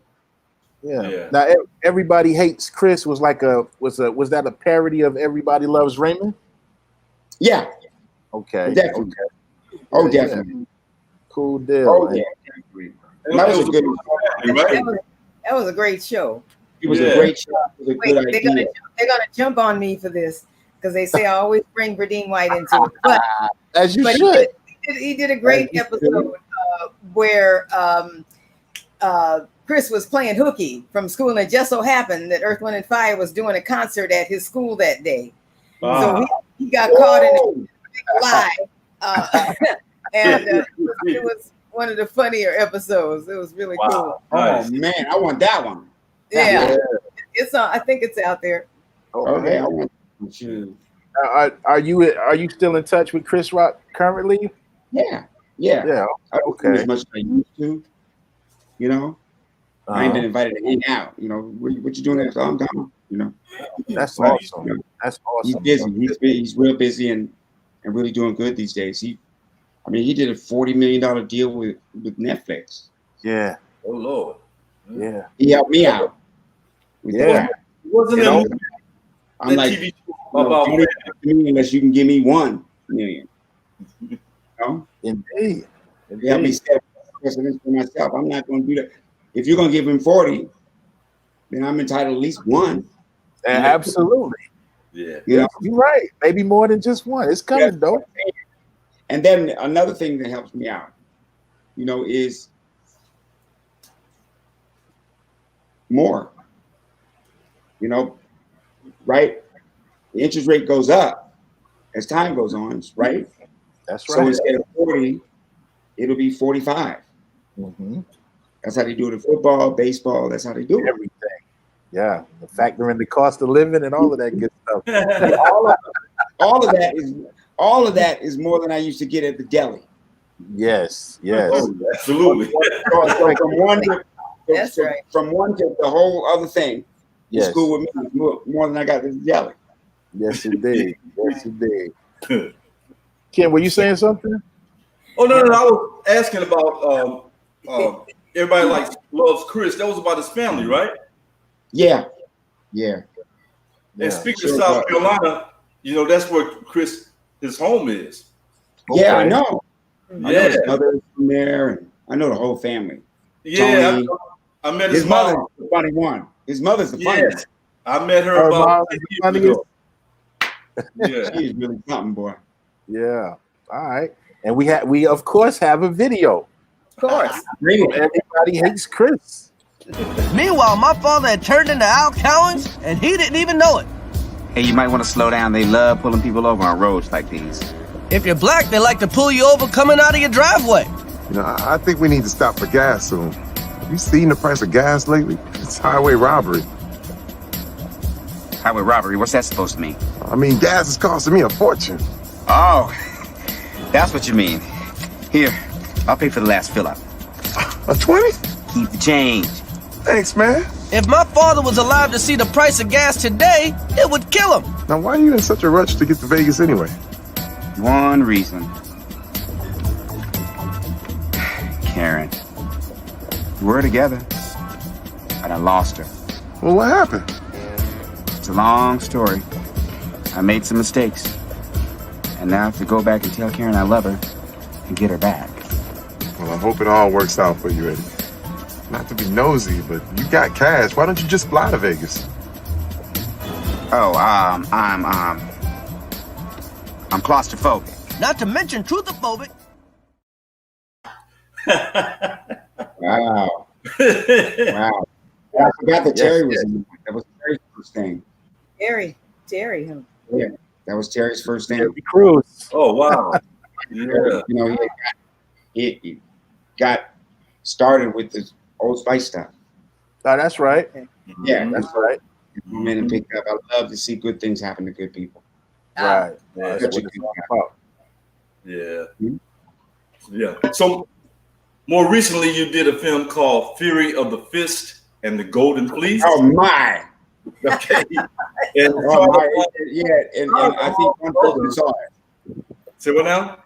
I think one person saw it. One person saw it. Yeah. Well, saw it. The other star was Ron Jeremy. Yes, that's Ron Jeremy. Hey. That's Cedric the Entertainer's movie. Oh, really? What? Yeah. Okay. Yeah, I actually been friends with Ron's from way back. Okay. You know, we used to go to Vegas, me and Chris, and do the Comedy Store show. He come to every show, boy. Really? Mm-hmm. Wow. Love it. So basically, I know what y'all think. Go ahead. No. Nah. What y'all do after the show? What y'all do after the show? No jokes about that. Yeah, we don't. don't. You know what I mean? Just gonna keep watching. Where y'all gonna hang out at? No. Nah, we just gonna keep watching forward. Yeah, man. Keep watching on. Yeah. Well, we got a clip. Yeah, we got a clip. Oh, wow. Embrace the gift, low click, shot lick, from the camp to the amp, yeah, dig this. Identify, the rebel mind won't die. Pause. I get it. Chains. They're still here. Okay? Brothers wearing gold chains. The chains that came from slavery. The chains that held us down. It's gonna change. Gonna lead to riots. Okinawa, unpause. Dig it? Change. And change gonna come. As a matter of fact, it's gonna be a black president one day. Black president? I know, yes it is. It's gonna be a heck of a future. He's gonna start out looking like Carl Lewis. Yes. He's gonna end up looking like Benson. The future is looking bleak. They're gonna have security guards at Popeyes with guns around niggas with chicken. The fifth sign of power. Okay? Sign of unity, love, brotherhood. I mean, the Beatles and Woodstock and all that stuff don't mean nothing to what this brings to the world. We put it in the air. Retract it. All right, pause back to you. Okay, now.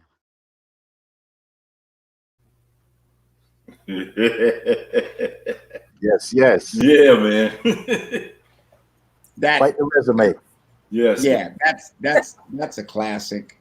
That scene goes on and gets real. how the white boy said gnarly. Gnarly. Yeah, it gets real gnarly, boy. Real gnarly. Imagine. Well, Tommy, a while back, you sent me a clip of something that you're excited about, and it was a great show. If I have this right, originally you turned down doing it, and then the president of the network called and told you, "I'll give you whatever you want. Just vacation, creation." Yeah, that was a gift. Yes, that was a great. You got to go everywhere, right? I mean, for 3 years. Whoa! I traveled every corner of this earth, from Australia to Greenland to Spain, Monte Carlo, Alaska. We stayed in Alaska, boy. Yeah. I think that's the best thing about the show was, I was helping people. I got to be like my mother. Here's some examples of the episodes. There was one brother, a black police officer. He'd gone blind in one eye. He was going blind in the other one fast. So he asked me to take his sons to Alaska. So we did that. And they had a wonderful time. And then they flew his partner in, surprised him on the deck of the ship, gave him an award for the whole thing. There was a lesbian couple from Baltimore, black girl and white girl. And they got married and were just going on their honeymoon. Yes. And one of them had a child. And the child was eating candy, choked, and died. Whoa. So we took them all over Samoa and were blessed to spread the kids' ashes at sea. And then we married them again. And we said, "This is your honeymoon." Wow. Yeah, that's the show. That was a great show. All we had back in the day is like Queen for a Day, remember? And stuff like that. This is a great show to do stuff. Yeah, and it wasn't, you ain't had to die to be on it, One of the mothers that we had on there, her 3 kids just said she's been a great mother. She raised us by herself. All of us went through college. But we so we took them to Alaska, and she wanted to see some killer whales. And we actually did. Then things came out, they were like Mack trucks. You know, I was like, okay, we've seen them. Let's get out of here. You know, Yeah. You know, I told the captain, you know, we're gonna need a bigger boat, and I meant it. I remember that line. I meant it. Right? Yeah. Well, that changed my life. That started me thinking internationally. Okay. Were you going to do a show? Were you going to do your own show like that, or? Yeah, that is. I'm absolutely doing that. What Anthony? What was his name? Anthony Bourdain. Anthony Bourdain. That's my boy. Yeah. That I want to do a show like that. Yeah. For me, why not? Why not? You're a chef too, right? Well, I just say that we built the world economy, so why shouldn't we be a part of it? We built the world economy, right? Yeah. So why shouldn't we be able to take advantage of it? Very true. You know, you can't tell. Ain't one country in the world that ain't got touched by our cotton. You know, heavy facts. Yeah, they can't even get dressed without it. It's on their draw. And other places. That's right. Oh man. Well, and other places too. We're going to show a clip. Vacation creation. I'm Tommy Davidson. And I'm Andrea Fetchko. We're traveling the world on the most magnificent cruise ships to give one deserving family the vacation of a lifetime. Join us for spectacular destinations, unexpected surprises, and a luxury voyage you will never forget. Watch dreams come true on Vacation Creation. I actually watched that on Saturday afternoons. Yeah, I did too. Yeah. Awesome. That was really a really important show for me. And my company, One Song, is an international company. It's not just creating shows and movies and stuff for North America. It's creating shows around the world. Yeah. That gave me that idea. One of my ideas, just so you know the type of company that I'm going for, is I want to do a comedy sitcom out of a shanty town. Yeah. South Africa. Okay. Wow. More people live like that than people live like us. That's true. They look like us. So why don't I go do a show? And all of them got a little cable disc. So why don't I do a show about them? They're an extension of me. Yeah. They love each other. They want good things for their kids. Right. That's right. You know? They love the big universe. Yeah. So that's one of the things that I really want to do is do a sitcom there, and then I hope I can do in Rio too. Yeah. Do as many shows as I can in the shanty towns. Yeah. You know, they keep the economy rolling. Absolutely. That's true. Very true. Yeah, they similar to us. You know, as soon as they get some money, they want some Nikes or something. I tell you. And probably some cell phones. Yeah. Man. Yeah. So I'm going to try to do that. All right, that's what got me thinking that when I started seeing all the news of the earth and saying, wait a second, you know? Yeah. You know, when I went to France, you know, when I went to Russia, when I went to all these different European countries, Spain, and I saw the opulence, you know, it made me realize that we built it. Yes, indeed. Yes, indeed. With the exception of Russia, because they had serfs, but it was the same system. Yeah. You know? Yeah. And Lincoln and them didn't give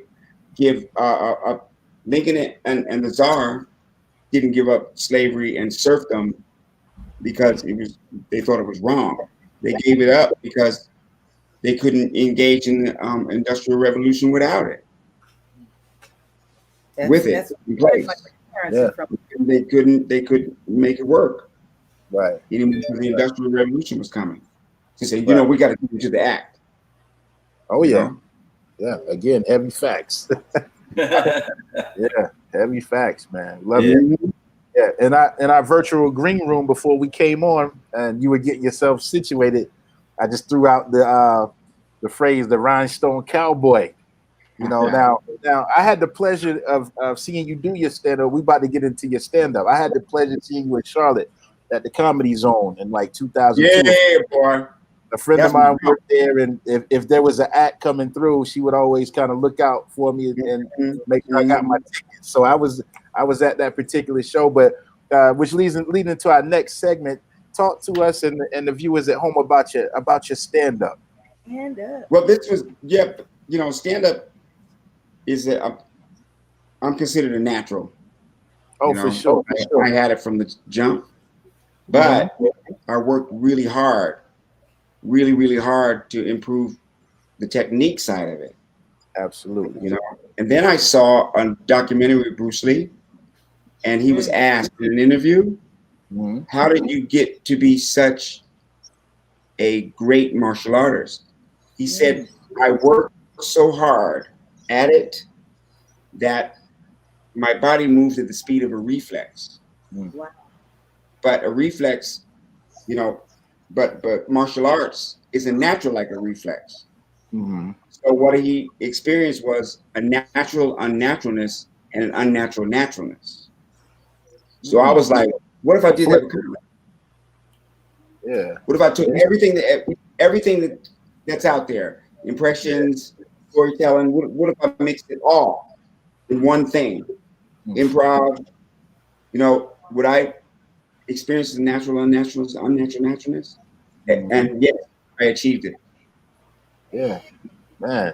And would you say would you say your comedy is considered physical or not? It's defined by the audience. I got you. Yeah, unnatural naturalness or natural unnaturalness. Yeah. So it's an experience. It's an experience that takes place in front of you. Okay. Yeah. You know what I mean? So it's the defining undefining thing. So say almost like I have a box of 64 crayons. It just depends on which color I decide. Okay. Hey man. Yeah, what you gonna do now? What you gonna do? Having 64 colors is way better than just the 8, right? You know what I'm saying? And then you got a choice if you want to make a rose, you know? Yeah, I'm with that. You know, you dig it? Yeah. Okay. And we do have a clip of you doing a little stand up. If you don't mind, if we can get into that real quick. I want this. Actually, I think we need a black woman president. For terrorism. You fight terror with terror. Ask any white girl who went to high school with black girls who the terror is. She found out the second day of school. What is that? I didn't even know you. Black girls are mean. You ain't got to know me for me to whip your ass. I want to know why white girls got to know who hit them. Who are you? I be like, bitch, run. I know her. I think we need a white woman president. Hold on, black women, let me finish. Rather say the word white women, black women.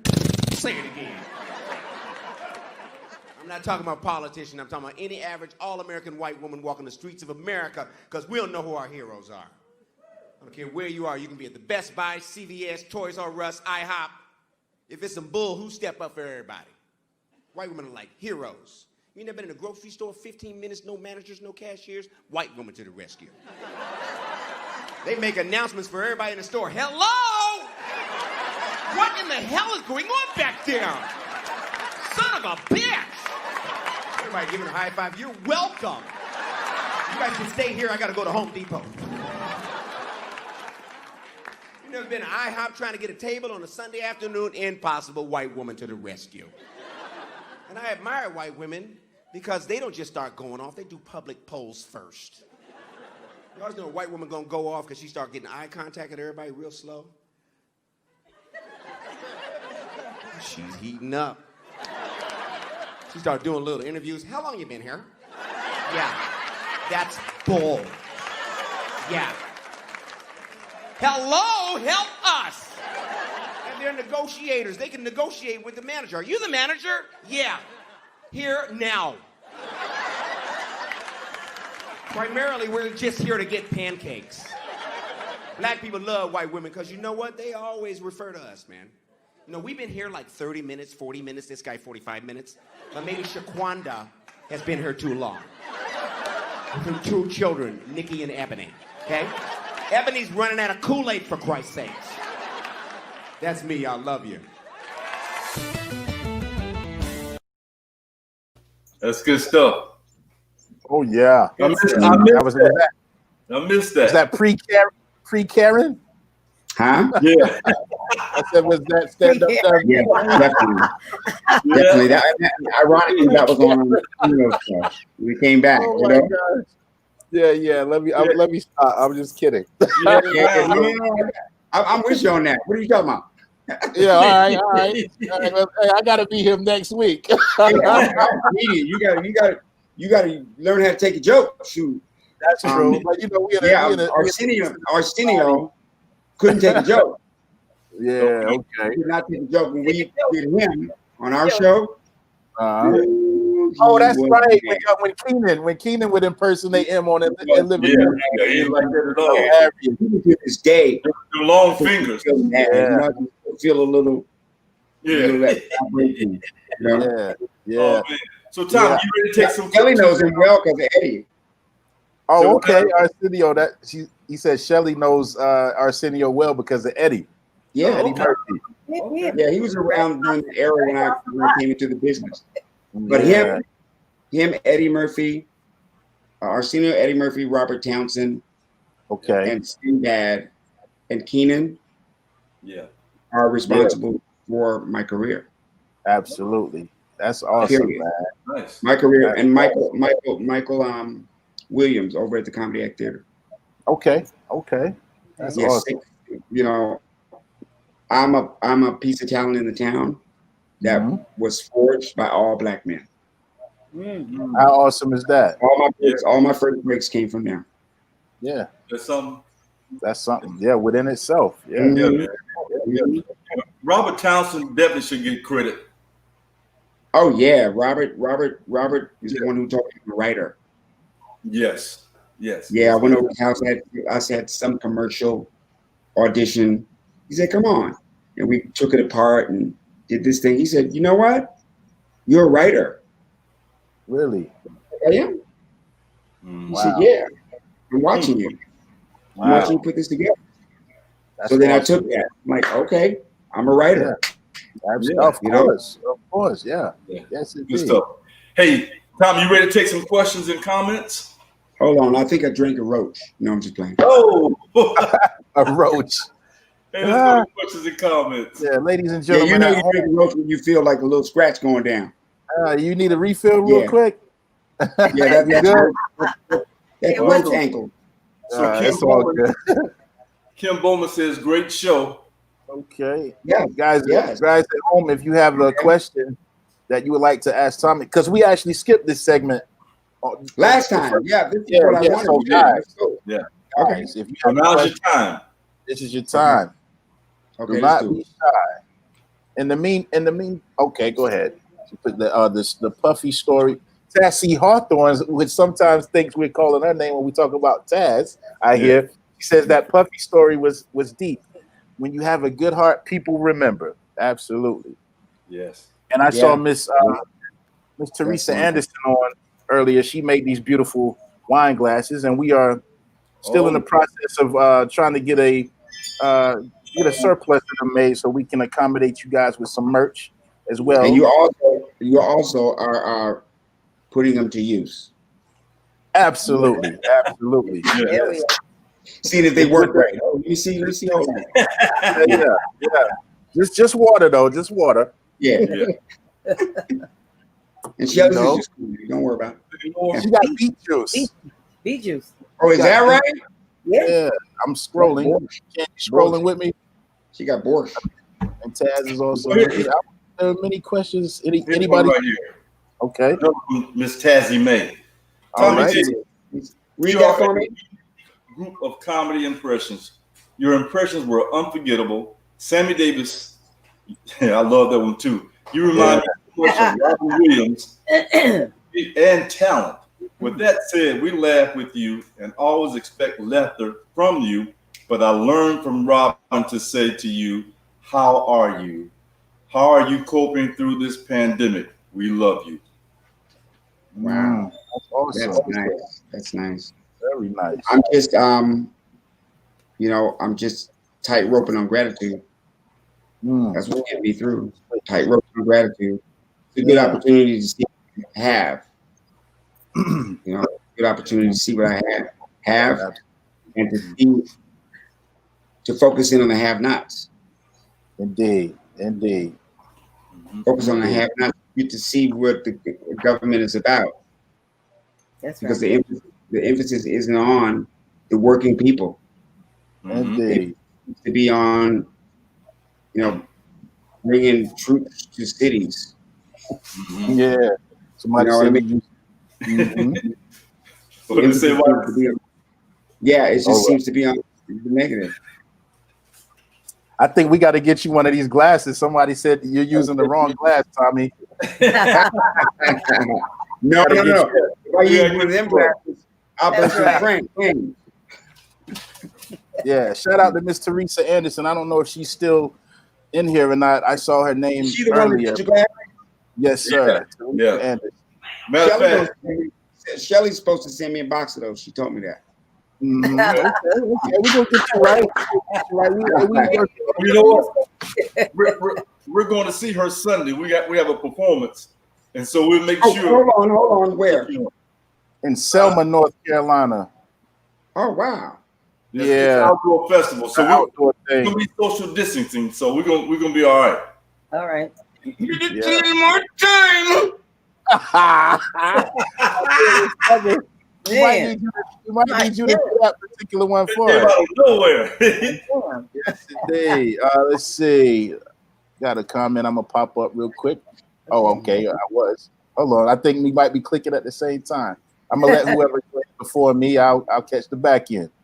Okay. Ayala Rizala Schechter.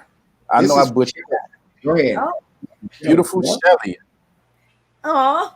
Sorry if I didn't say your name correctly. All right, I'm gonna pop this one up.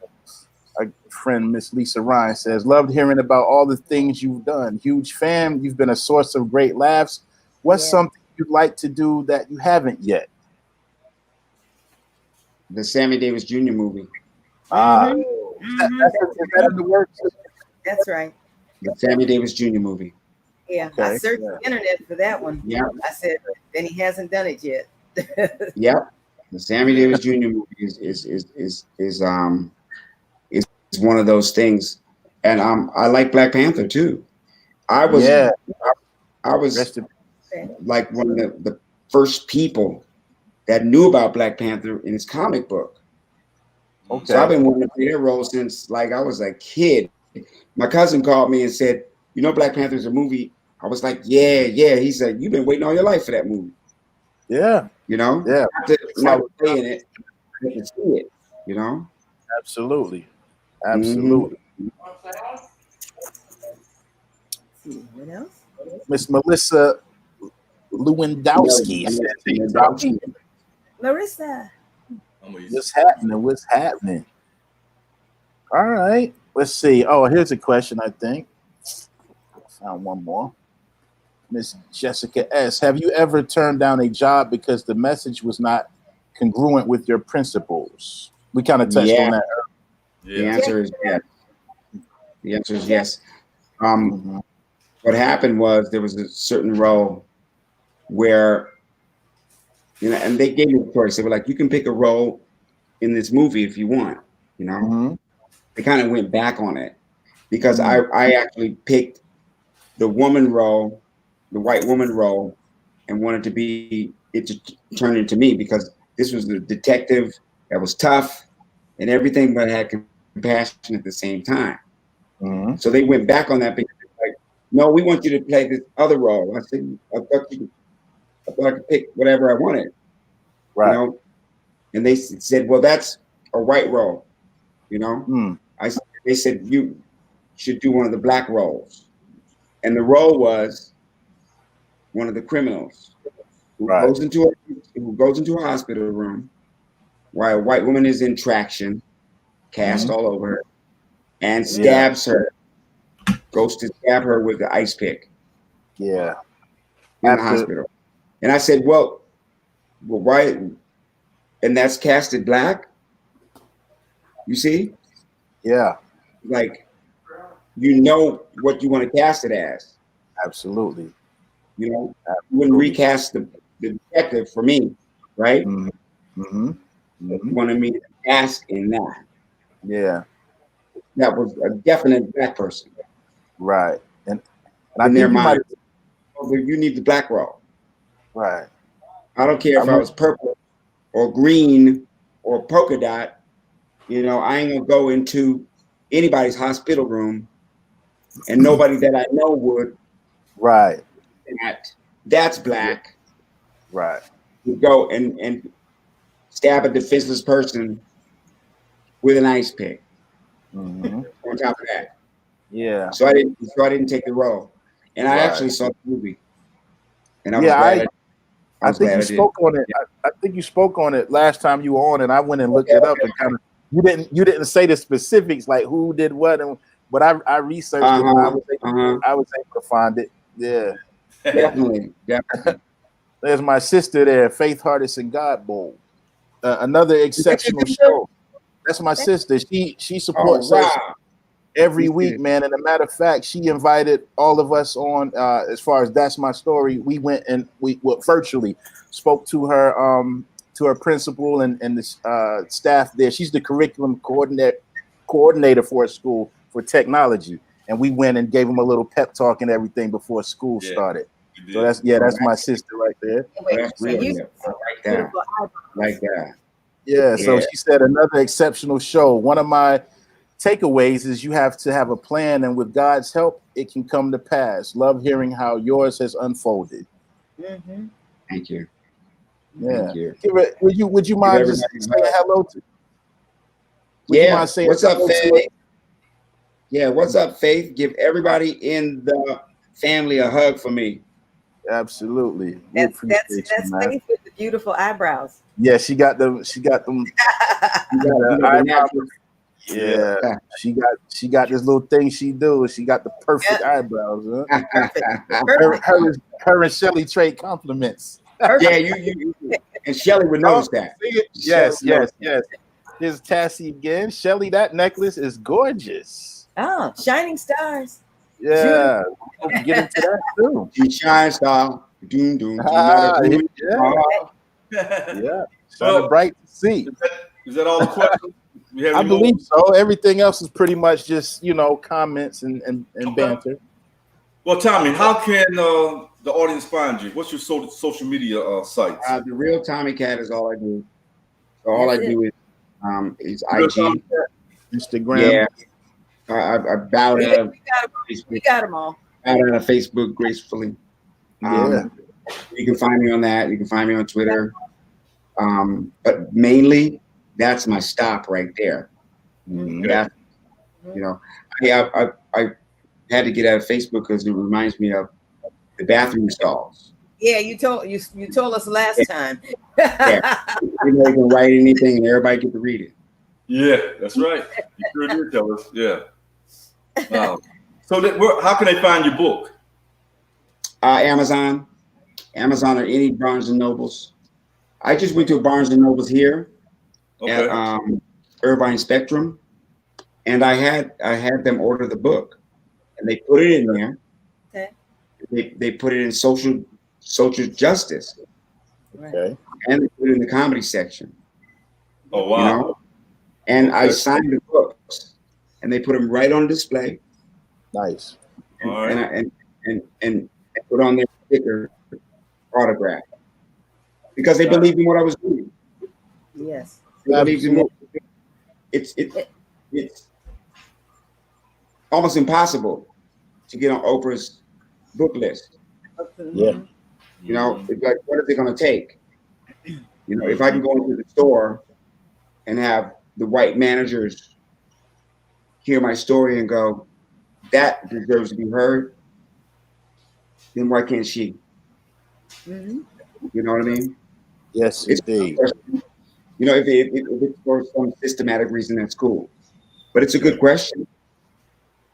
For sure. It's a great I question.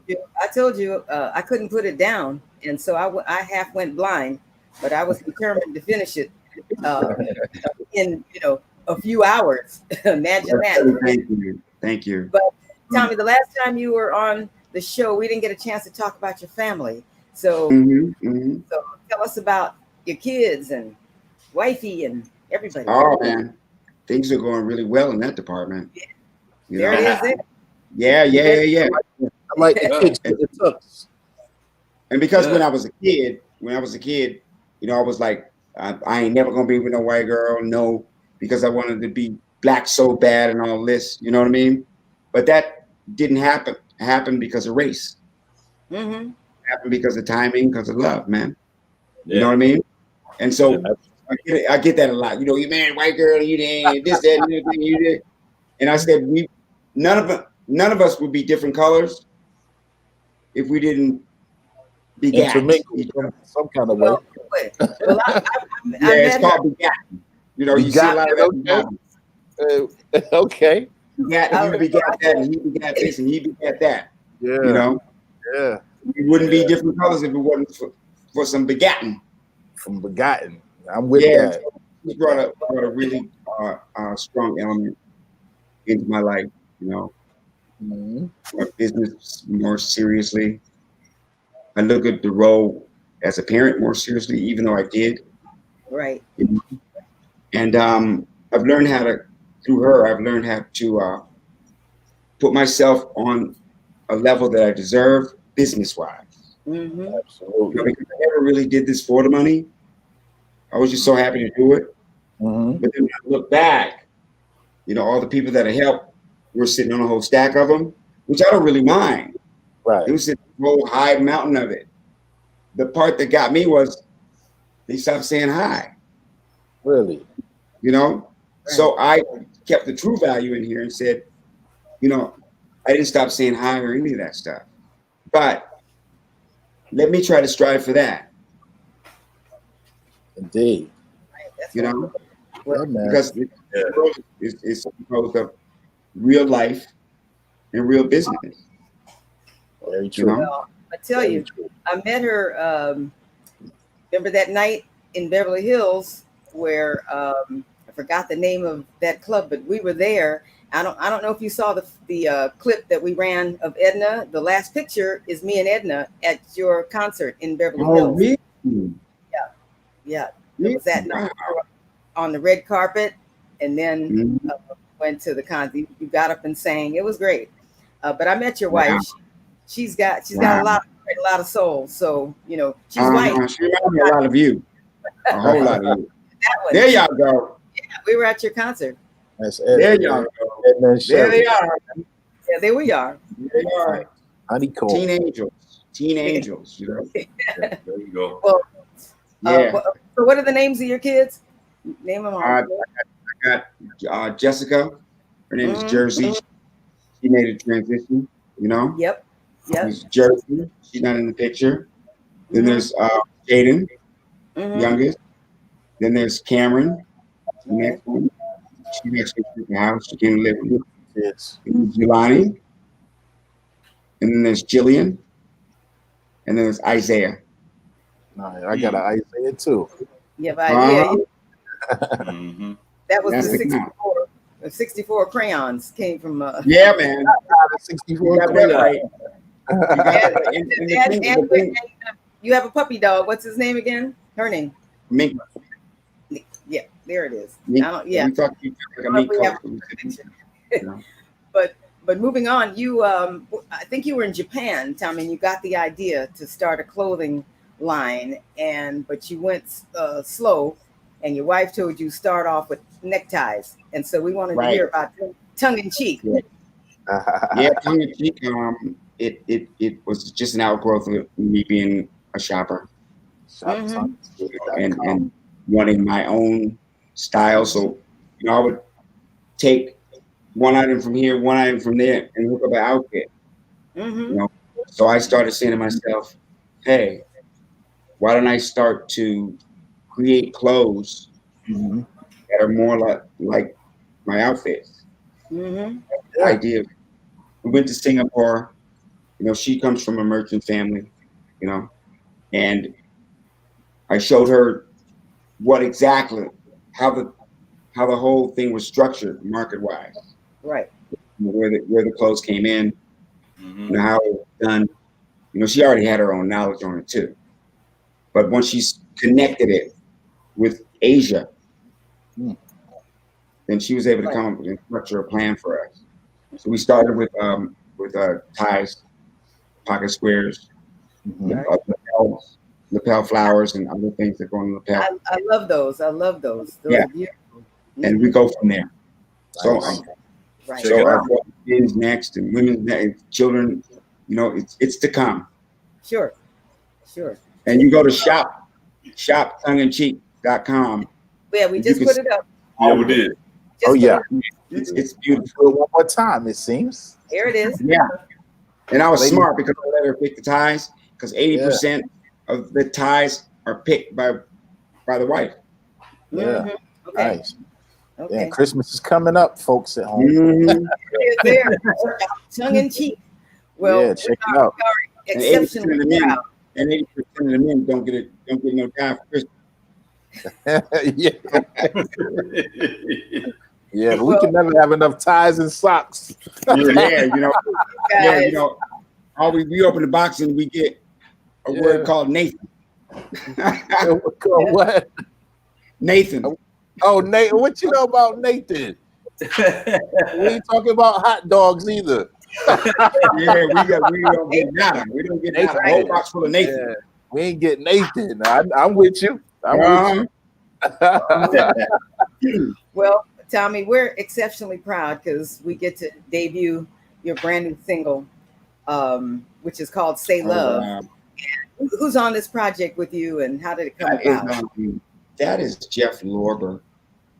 It came about just that plan that I made. Yes. I wanted to jump into music, you know, but it has to be natural. Like I want my albums to be like Carol King's Tapestry or Earth, Wind and Fire's That's the Way of the World, you know, or Marvin Gaye's What's Going On album. You know, I want to make a mark, like Stevie Wonder's Songs in the Key of Life, you know, or Fleetwood Mac's Rumors. Yeah. You know, I wanted to make an impact on the music industry and the people who listen to music, like music had an impact on me.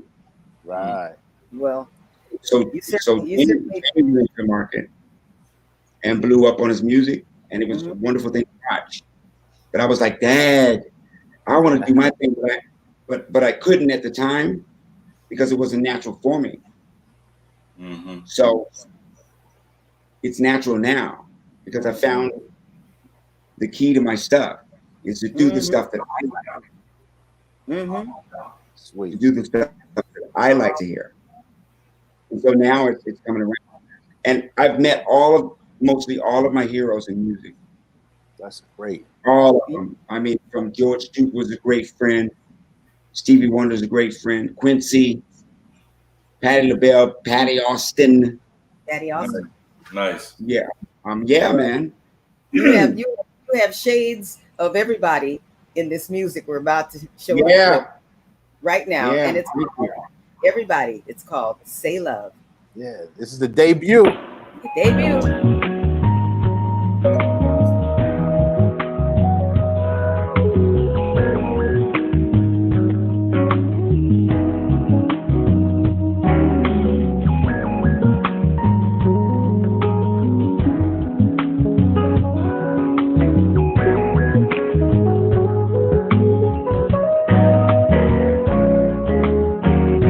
I've been looking all my life, search for something, feels just right, baby. You believe it, girl, it all came true the moment I met you. Say love,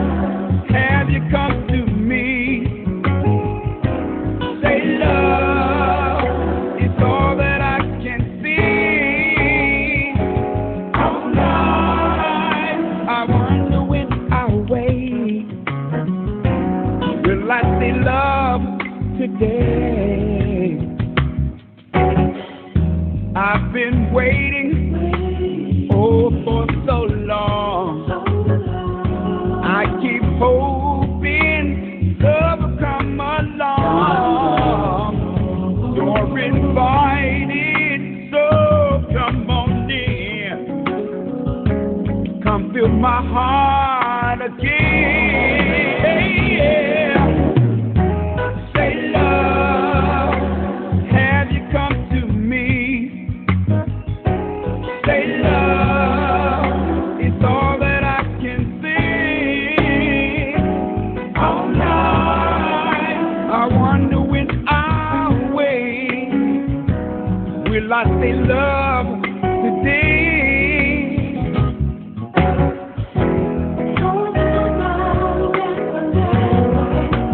Holding you, baby. You picked up and leave me, girl. Always. I go to the limit, baby. Give you my heart. Yeah. Have you come to me? Say love. It's all that I can see.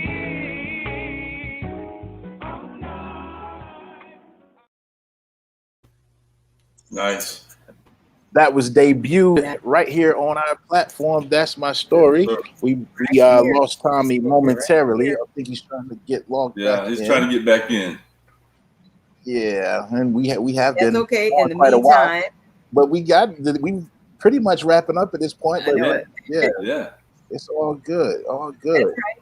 But go ahead, in the Shelly. meantime, we'll go ahead and announce. In the meantime, we'll announce who's going to be on the show next week. Yes. So you guys don't want to miss. Okay. Singer, songwriter, the amazing First Lady of Motown, Claudette Robinson. And You guys, you don't want to miss that. Tommy's back just in time. Yeah. I gotta wrap up soon, you guys. Tune in for Claudette Robinson next week. And we also want to thank everyone for their response on celebrity shout outs. Yes, you guys calling us left, right, and center. We even had someone call in and ask Verdine to sing September. I'm not sure we did, but we got it done. So, thank you for that. And thank you for the many compliments. Yeah, right. Thank you for the many compliments on the jewelry that I wear on the show. It is from our company, Shining Stars. Shining Stars. And, we thank some of you have already ordered some pieces. So now here's a word from our sponsor, Shining Stars. Yeah. Jewelry in the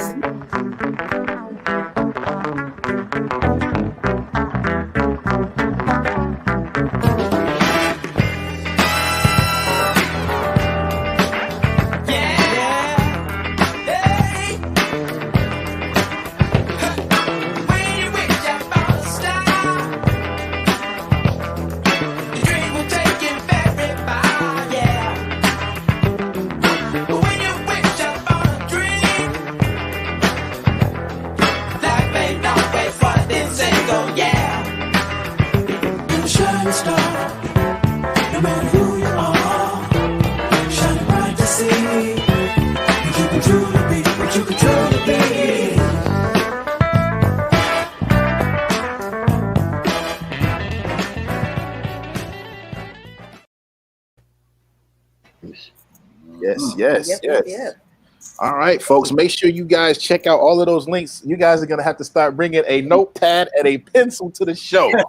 So you can keep up with all these links, all these sponsors, all these the social media links and whatnot, and you guys can circulate, visit them, and get some of that merchandise. And definitely, check out the celebrity shout outs. That's going really well, and we're available and ready whenever you guys call upon us. We want to take a moment to again thank all of our viewership internationally as well as nationally. Thank you guys so much for your faithfulness and your devotion week after week. We're starting to become more and more familiar with you guys' names, as we continue to proceed and progress and keep this show rolling. So we want to say thank you so much, because without you guys, we could not continue to do this. And your compliments, you know, you guys just show us so much love. We want to also encourage you to go by YouTube, the official Chairman of the Board page. Be sure to like and subscribe, because it'll come right to your home page. You won't have to even do any work, you know, weekly. It'll come right to your home page, and you can catch the show. No issue. Also on Facebook, the Chairman of the Board page as well on Facebook. You can follow us on Instagram at That's My Story Show, as well as Twitter at SMyStoryThat. And before we wrap up, we want to thank Tommy for doing a part 2, and that's a first in our brief history. We did a part 2, and we really appreciate you looking at your story from beginning. Oh, for sure. Yeah. Thank you guys so much. You know, I got a future part 3. You know, okay. Down the line. Hey, man, you're a friend of the show. Drop in. Oh yeah, absolutely. Down the line. I'm gonna follow y'all. And you might need to. My career follow y'all, man. You might need to pop up on us at one of these chairman show, and we'll hand you the microphone. Oh yeah, absolutely. You need to He knows that I will do that. Yeah. No, we might need to arrange that. But at this point, you know, I mean, of course, you and Shelly have been friends for quite a while. But at this point, you're a friend of the show. So you know, if you want to do it 3 or 4, or come on and promote something, you guys say really, love. Say love. Yeah, is a you good song, see what I'm doing, man. You care about what I'm doing. I really for appreciate sure. it. We really appreciate you. And just looking back on how you started your story and on the first episode up until present day, God actually definitely had a plan for you, brother. You There's definitely no had a doubt. plan, and it seems to me that you were definitely walking in the footsteps of your destiny and your purpose. And how beautiful is it? Right behind me. Say again. I see the Last Supper. And you know how beautiful it is that you to bring the gift, to share your gift and bring laughter and smiles to the community, man. And those who follow you. That's a wonderful thing, to be able to make people laugh and smile. So we thank you for sharing your gifts with us. And Tommy, when is your song? When do you anticipate your song being released? That's just the first one, so I'm gonna do 7. 7, okay. So we're tossing it up. Ronnie Laws, I mean, all kind of folks. Ronnie, we got so many people that are coming in. Gerald Albright, Larry Dunn. Wow. Larry Dunn. All these people are just coming, just saying, "Hey, I want to be a part of it." Yeah. Indeed. Love the song, man. I love your voice as well. I know. Frank McComb. Frank McComb's Shades of another guy. Maurice White, right? Shades of Maurice White. Yeah. I love that. I love that. That's what's up. Yeah. Also, for all of our chairman of the board and executive friends, we will be performing live this Sunday in Selma, North Carolina at the Farm. Ken, you want to speak a little bit on that? Don't say it for the time. He come up with a joke. Yeah, we can let him tell a joke. Hop on the private 2 key words. Selma, the Farm. Yeah. He might go put together a quick joke on that, right? Oh my God. Selma from y'all, Selma, it's different these days. Don't you sleep on Selma. See, I told you. Absolutely. That's right on time. Before we sign off, one impersonation. And stay on when we sign off. I guess I'll do one that I haven't done. Have I done Sammy already? I think you did last time. Do it again. But you can do it again. I mean, it's one of the ones that I like a lot too is Sylvester Stallone. You know what I mean? And people wouldn't really expect me to do that. Like in Rocky is a masterpiece. The coach comes to the room and says, Rocky says to him, why you look around my house? My house stink, Mick? Right, stinks, Mick. I never asked you for favors. Ask me to fight the fight, I'll fight the fight. We'll be there, Mick. You don't think you know what's going on if you come down to the gym and couldn't even get a locker. Couldn't even get a locker, Mick. There you go. Good, man. Cool. Very good. Very good. Nice. Kid, go ahead and you can go ahead and I was gonna let you speak on Selma real quick before we get out of here. Tommy distracted us. Yeah, I got my wife looking at me like with them eyes. 2 minutes. Okay. Yeah. No, everybody next this Sunday. We got a flight. We got a flight. Outdoor festival. So to be continued. And masks and everything. So we look forward to seeing you guys. So hey, that's it for me. Yeah. Yes. Shelly, any last words? Tommy, we love you dearly. We will have part 3, and thank you for coming on. And we go way back. And love you then, love you now. There's one thing I want from you. What's you gotta up? send me that music video now. You gotta send me that music video now. The one for Stay Love. You want to send it? Okay, wow, that won't be a problem. Can I have that? Can I have that, Jeff? Stay on when we sign off. Stay on when we after we sign off, and we're gonna get you straight away. And I'm gonna follow you on Instagram and get that follow back. You got. I don't know how to do that. It's all good. It's all good. I'm just halfway through it. I'll get my son to do it. It's all good. It's all good. Well, ladies and gentlemen at home, thank you for joining us tonight on episode 21 with the wonderful, the super talented, super funny Mr. Tommy Davidson. Join us next week where we will be speaking with Miss Claudette Robinson. We wish you guys speed, peace, love. Don't forget, voting season is right around the corner. Or if you're going to do your early votes, we encourage you to vote. Let your voice be heard within your community, and then you can echo it nationally, and therefore we can seek the change that we desire. God bless you all. Good night. We'll see you next week. And wear your mask. Wear your